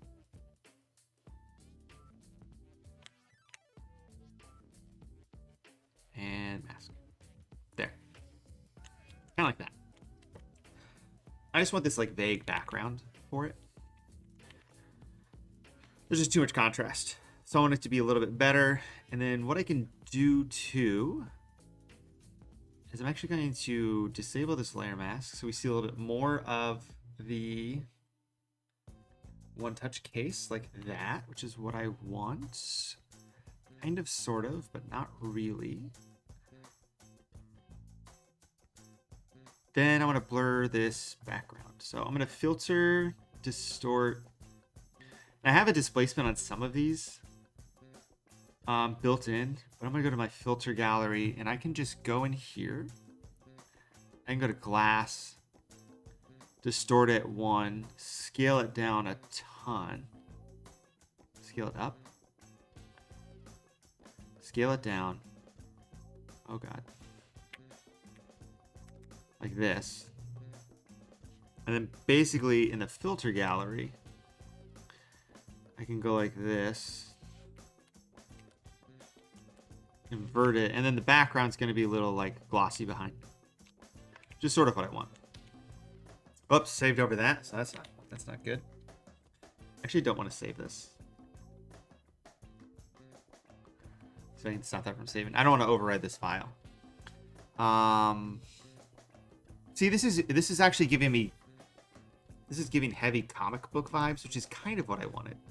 So it's actually kind of good. So straight on vert, let's choose just Sophie, and then I'm gonna put this on my desktop. I really like how this looks. I'm looking at it over here at a smaller position, and there's just a couple of things I want to tweak. And actually, it's probably just this. Like if I get rid of that, I just feel like this blue could be darker, but it's not the card. It's plenty dark here, which is good. What do you guys think I should do? Yeah, go ahead and save it as a large file. Any suggestions from chat?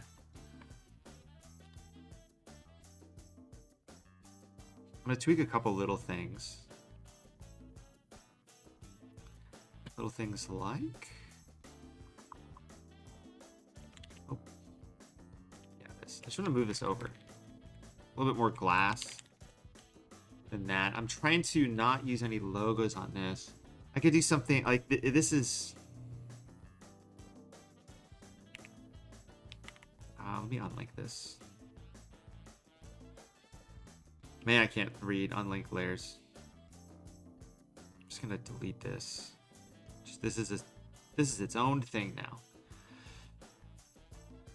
I'm gonna give this the same color overlay, make it white. Like I could do this and like give it this sort of shadow, which to me is a little stereotypical. But what we can do is we can make it cooler because we can distort the crap out of it with our distortions. And where are our distortions? It's on our text, which are not in here. Okay, that's fine. So we can go to displace 25, 25. And all these displacements are still here. So we can distort this a whole bunch. We can duplicate it. And we can distort this a whole bunch. Let's do like negative 100 and negative 100 to this one. And you can see it's kind of distorting the edges, which is what I want. And we'll just displace it again. And we'll do negative 200 to, let's do negative 75 and 88. I don't know. Just entering literally random numbers. And we'll use the glass displace one, which should displace the crap out of it. So now it looks like this, which doesn't just look like it's a background. It looks like it's something a little bit more intentional, which is cool. I don't think I can crystallize this because I think crystallize you need colors. So let's do that though. 5. Cap, how do I watch your streams and appreciate the learning OPP without severe imposter syndrome making me close Photoshop altogether? I have a video on imposter syndrome on my help me out Instagram. Let me fix something real quick though, because the backgrounds aren't lining up anymore. We're all different. Here, I'll talk about imposter syndrome real quick for you, Cap. We're all different stages in our design journey. I mean, I look at work that other people do, and it's not that I have imposter syndrome. It's I appreciate how much time and patience they have in their work. For example, like Designed by Johnny. This is not the internet. This is the internet. Designed by Johnny. So Designed by Johnny gets a lot of work with clients that I work with. But he makes crazy stuff. Like he makes really good work. Like he made this with the Tampa Bay Buccaneers. Like I'm really good friends with their creative director. They do stuff with Johnny. Should I be mad about that? No, because I know Johnny does really good work.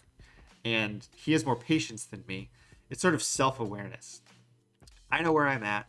I know where I'm at with my clients. I know where I'm at with my skills. I know my strengths and my weaknesses. Like one of my weaknesses I've talked about on here, but like um, I don't have a lot of patience for things.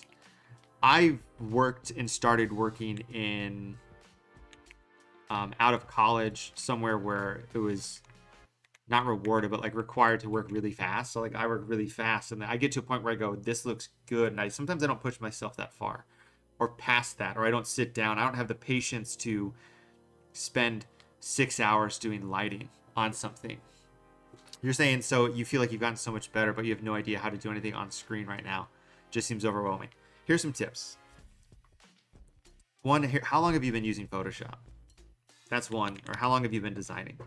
Because I've been using Photoshop since I was in like 7th grade, before people were born using Photoshop. So like, I've been using Photoshop for like 25 years in some aspects. Now, what I did to get better was I did this 365-day project to get better at Photoshop. How many years have you been using it? So like this was 2018. This was stuff I was making in 2018. So like this stuff is bad. Like this isn't good stuff. This is me just messing around in Photoshop. It's really putting in reps to get better. So my best advice for you is just make stuff and don't care how it looks. Like when you say it's overwhelming. Yeah, so I mean if you've been using it for a while. What I would do is just create with zero expectation or have a small goal. So like I know for a lot of these I was doing for my 365-day project is I had a goal for each series of series for like the team. So let me go up here. So like here, or let me go to the Boston Celtics. Or like here. So I did these like winter graphics. So I think what I was trying to do is I just had a goal, and the goal was use 3D text. Doesn't matter how it looks after the fact, just use 3D text. Or try and use gradient maps in something. What I did was I picked something new in Photoshop I wasn't really using or knew how to utilize, like displacement maps. And I said, okay, for these 9 graphics, I'm going to use a displacement map. I'm going to make whatever. If I used a displacement map in the graphic, cool, mission accomplished. So it gives myself a little task while I make it. So regardless of how the graphic looks, I have achieved a goal, and I'm making it for me. So like, yeah, if you've learned displacement maps from me, you like the idea of it, you're just bad at them, just keep using them, just keep doing them. I've got a bunch of breakdowns that kind of share a little bit more of how to do stuff with gradient maps, but it's just all from experimenting. So it's just from trying to make something for you that you think looks cool and post it. And then don't worry about how things look, or don't worry about how many likes you get on stuff. Like my stuff I don't get any likes on any of my crap I post because it's not LeBron James and it's not Kobe Bryant. Like, cool, I got 100 likes on this Obi topping graphic I made, but on this card concept I got 47 likes. Like, who cares? Design for you and you'll be happy, and just design with the intent to have a little task to get better and better each time you do it.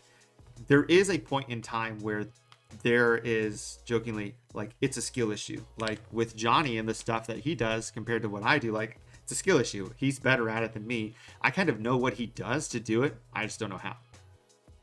And I don't have the patience to figure it out. And that's on me. So just keep designing and just keep creating with the intent that you have a small goal and you're just trying to get from point A to point B. I'm going to rotate her a little bit like this. And then just do that every day. I mean, I did that for a year, every single day. Not everybody can do that. And there's a lot of other stuff involved that, people have lives. I was just in the position where I could do that. And I'm going to distort this a little bit more. Let's just duplicate this displacement map.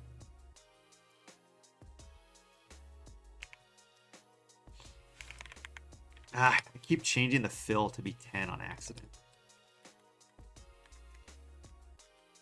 I mean, I like how this looks. This looks cool. don't know if I want to put any more text on here. I think it looks kind of fine. It's really just where do we want the holographic texture to show through now. I think I do need to make this background a little bit lighter. I like to make it like, let's make it 30 and then set this to screen. Yeah, we'll set that to screen. Okay, I actually want to do what I did on the other thing here. What I'm doing right now is I'm just setting up a whatever. I want this alpha for this to be black and white. If I go into my channels here, it'll select that as a selection now, and then I can mask this out properly so it's showing the background. So now I can change this to be darker, but it's not black. I might want it to be 20%. And the only reason I wanted to do that is because when we're in this card template here, we can change that. And I opened up Bridge again on accident, which I do not want to do.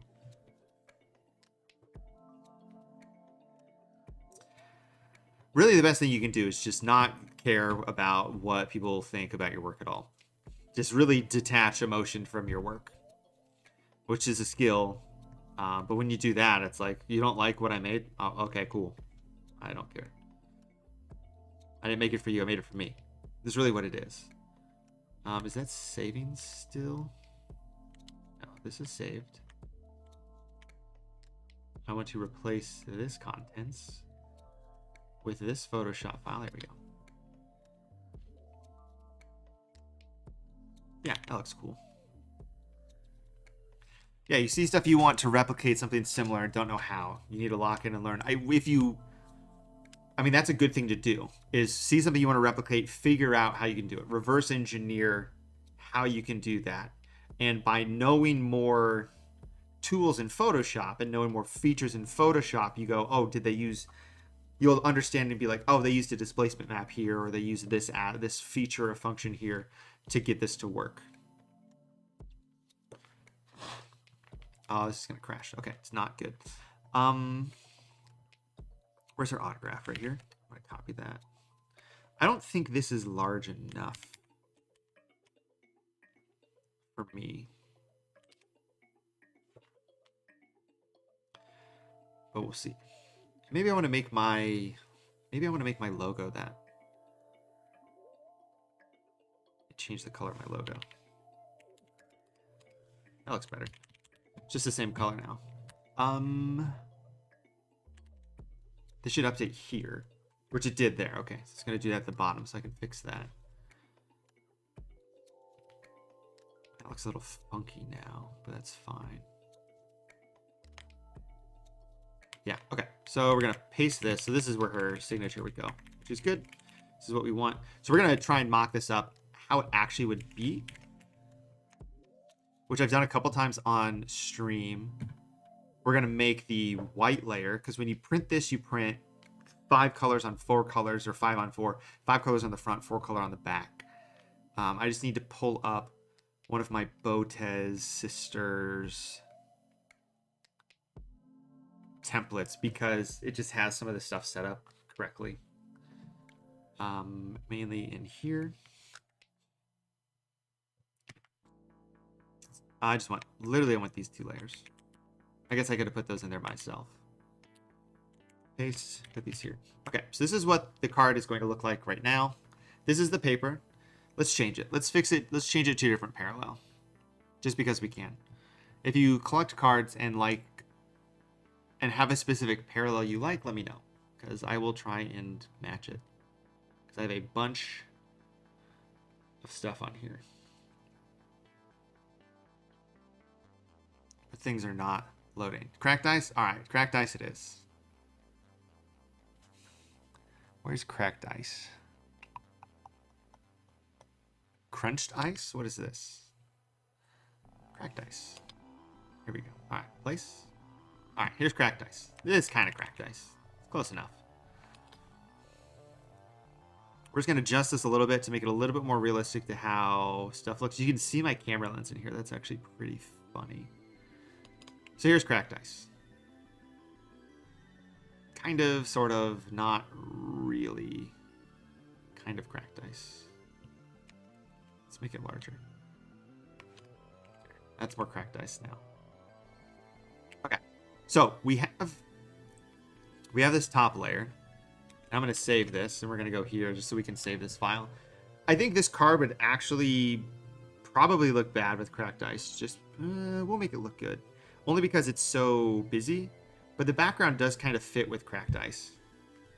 It just looks really bad because we need the white layer. So we're going to make a new smart object via copy, which is this. We're going to name this white mask. And we're going to figure out what we want to be white. So I know I want the text on Enforcer to shine through. And we need this to be white at the bottom. And we need Sophie to be white. So I think I know what I want to do. It should be pretty simple. I'm going to just group all of this together. One big old group. And go like this. And we're going to give this a color overlay of white. I don't want to do that.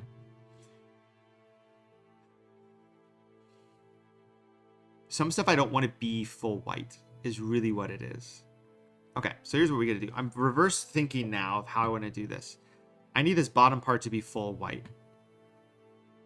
So I don't need this. I just need this.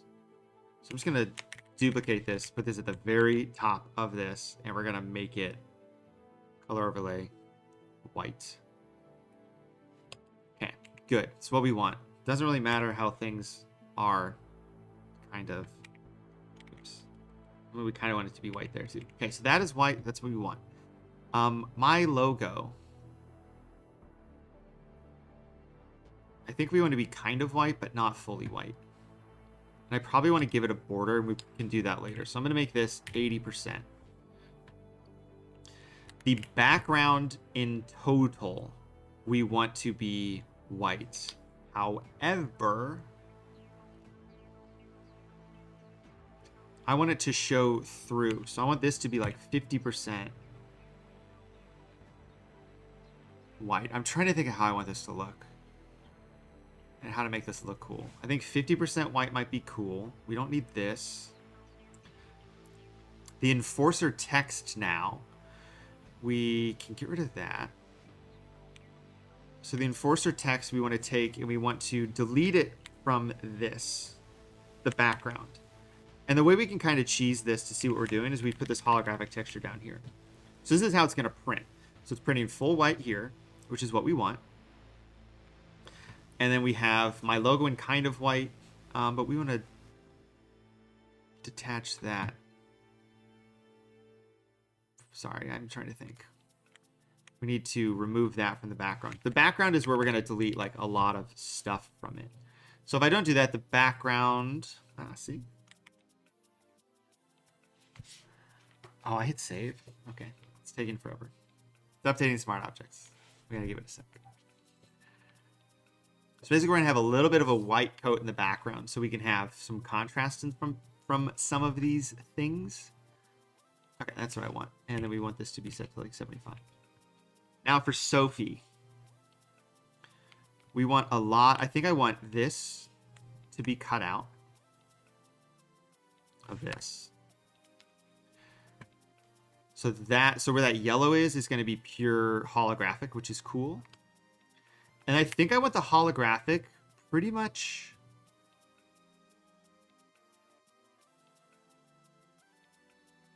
everywhere but her head.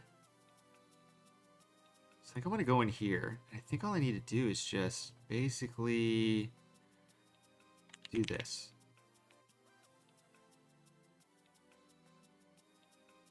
I think this is what I want to do. And then I just need to give this a color overlay of white. I think this is what I want.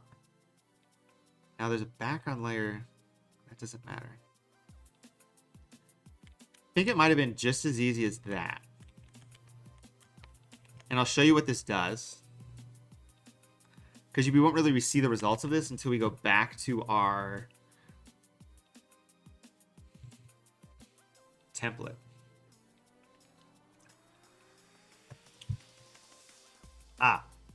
But our white mask needs to just have nothing behind it, and we don't need this border. Well, the border's there. We don't need that. We don't need the bleed. So it needs to look like this. But something else is yellow. Is this mouth? What is this? Yeah, what is behind this? I need to basically turn everything else off because you don't need it. It's this. We don't need this turned on. Okay. So that's what it looks like. So now we come back here. So when you're printing, you print this white mask layer first. So you have paper that looks like this. And then you print white mask set to normal. And then you print on top of that multiplied, and it looks like this. But we can't really read that it says enforcer. And we put our auto on here.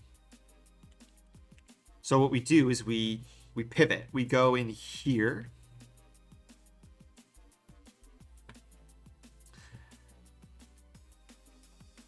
Well, actually, there's a couple different things we can do. Maybe we don't do this. Maybe we just put white text behind enforcer so you can read it and then it's shiny behind it instead of vice versa. There's two ways of doing it where we make it so it's not shiny behind her, but it's shiny just on the text. But that's just something to think about. So let me go into the mask and I can just turn this enforcer text on.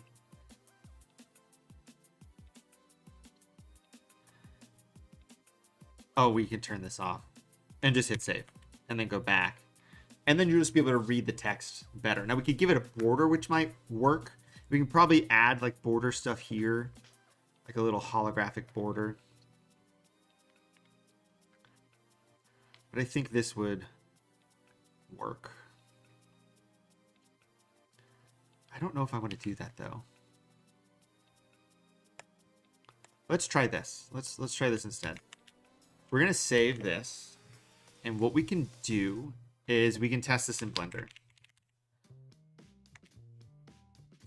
Okay, so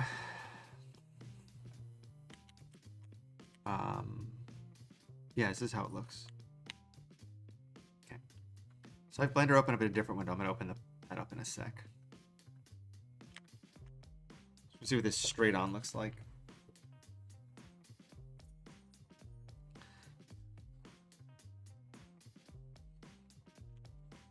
But this is what our card looks like, which I think it looks cool. It's just you can't read this text, so we need to figure out how we can make that text legible.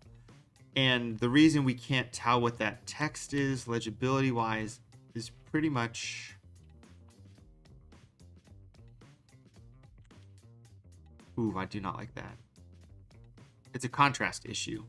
And mainly it's because of the text. I think we'd be able to see it fine. So we will figure that out. So what we're going to do is we're going to go to our card template. And what we're pretty much going to do is we're just going to edit a shader here in Blender. Because I have this set up. This card just kind of moves around. And right now the shader on here that I'm using has the Botez card I mocked up in it. But we're going to change that to be something else and we will rotate it around. So what I want to do is this. Set this to normal. Save this out. You can see a little bit of an issue on here, but it's fine. I'm just going to save this out as a random PNG ping file. So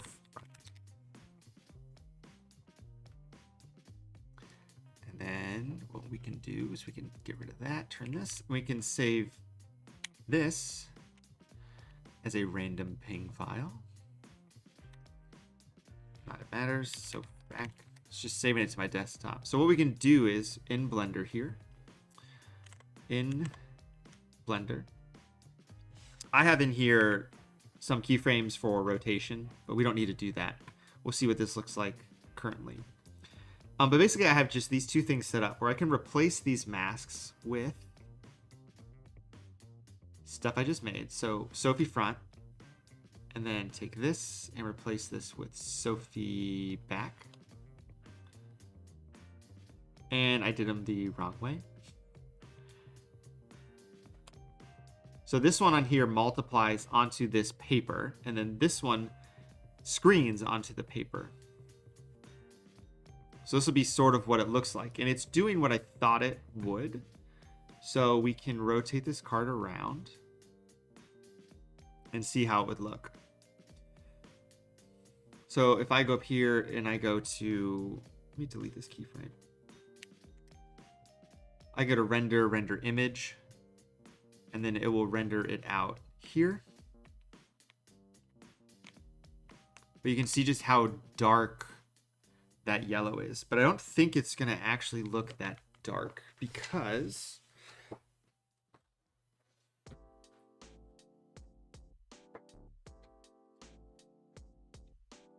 I have cards I've made here, for instance. I guess it's a, you're not gonna be able to see this. It's not gonna focus on it. But you see how light that is?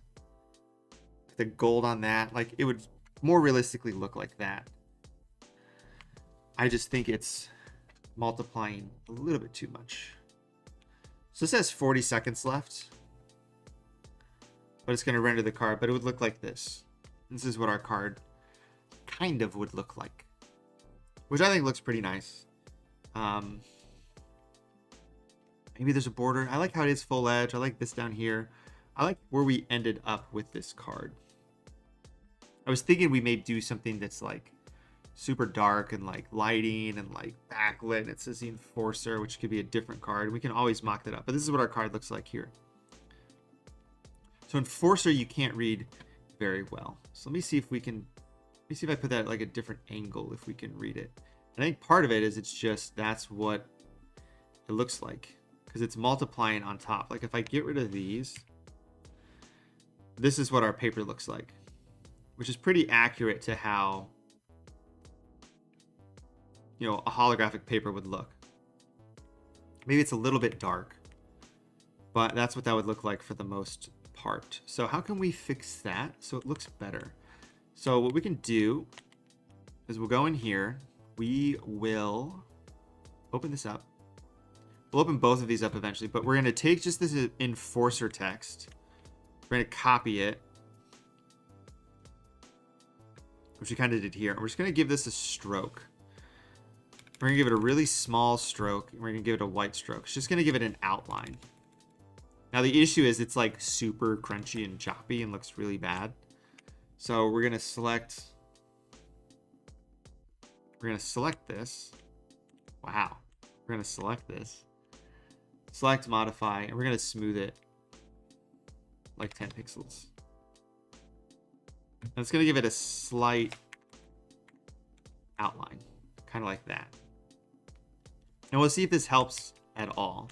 I'm going to copy this because we can go to our white now, and we can basically mask that out and give it an outline. And maybe we give it a little bit of color behind it so you can read it. So we go to our white mask. We go down to where the Enforcer text is. We paste this in here, turn it into a smart object. We turn this Enforcer text on, and maybe we set this to, 50, which is the same as the background. But we take this, remove the background from it, and then we can delete it down here. Like that. So now the Enforcer text is sort of, you know what I'm going to do actually? I'm going to take this text.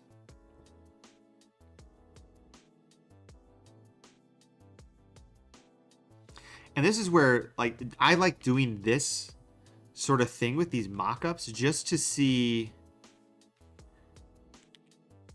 how exactly the text is going to look. So maybe I give this a stroke of like 3, and maybe we actually keep this in here.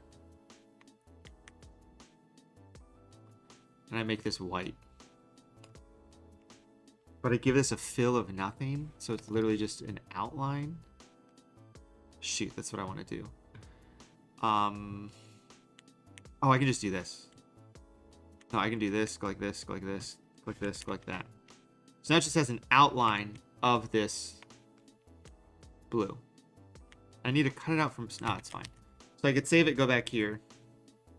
This is nothing. So what I'm doing is I'm giving it an outline of holographic and then a smaller outline of white. So it is outlined. And maybe we want to outline it in black or something so you can really see it. And that stuff we're not going to be able to see until we print for the most part.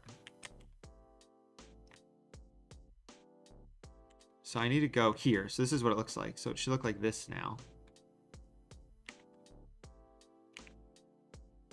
This is set to normal. So it looks like this now. So you can kind of read that better. I think we might want to just put the full white behind it. I think we just send this like that. Just for legibility. Because I think sometimes I might rely too much on wanting that holograph to just show through, but it's at a detriment of the design. Because you can read I don't know this. who Jay Cutler is. And you can't read the other stuff. Thank you, Fart Man.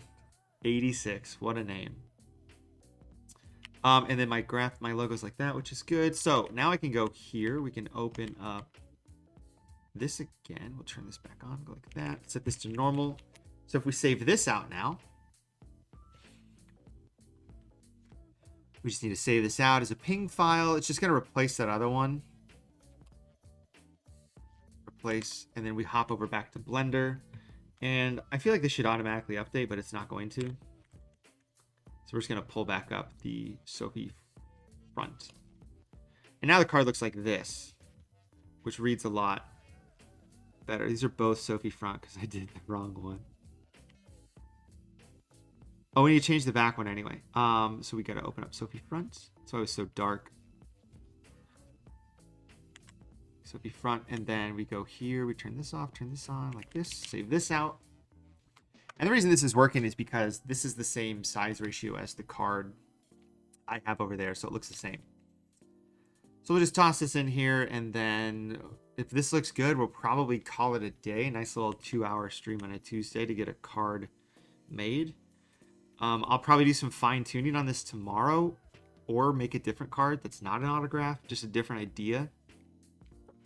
Because the idea with this would be, theoretically, there's a couple different cards that you can select and get. And this is not correct. Let me check something real quick. Date modified. Maybe it just didn't save out. And I don't know what I'm doing. Okay, let's reload that. Back. Open image.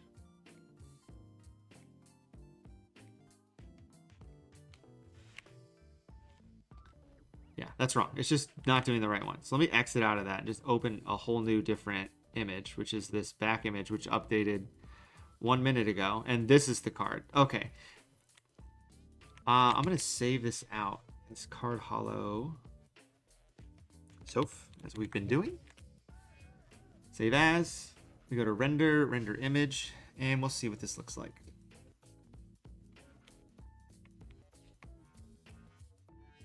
It's in the middle of nowhere in this composition, but it's completely fine. So this will take like another 1.5 minutes to render out, but I think this card looks pretty cool. The good thing with this too is we have this setup where that red background can change to be anything. So if I want to make a green parallel or a blue parallel or whatever, I can do that. I can change the enforcer text. So there's different places on here where I can go, you know what, I like how this looks. Now let's make different parallels of this. And that's probably what I'll do tomorrow, is make different parallels of this. So we can create rarity. Maybe we tweak a couple little things on it, but I like the spot that it's in as to where it's at. And I hope you guys do too as well. It just says it has 12 seconds left. Here's it rendering up. We'll see what this does. There we go. So here's the card. So I think it looks pretty cool. You know, it'd be nice if a little bit of holograph was coming through here. Maybe we can scale it down to be like 80 or 90%.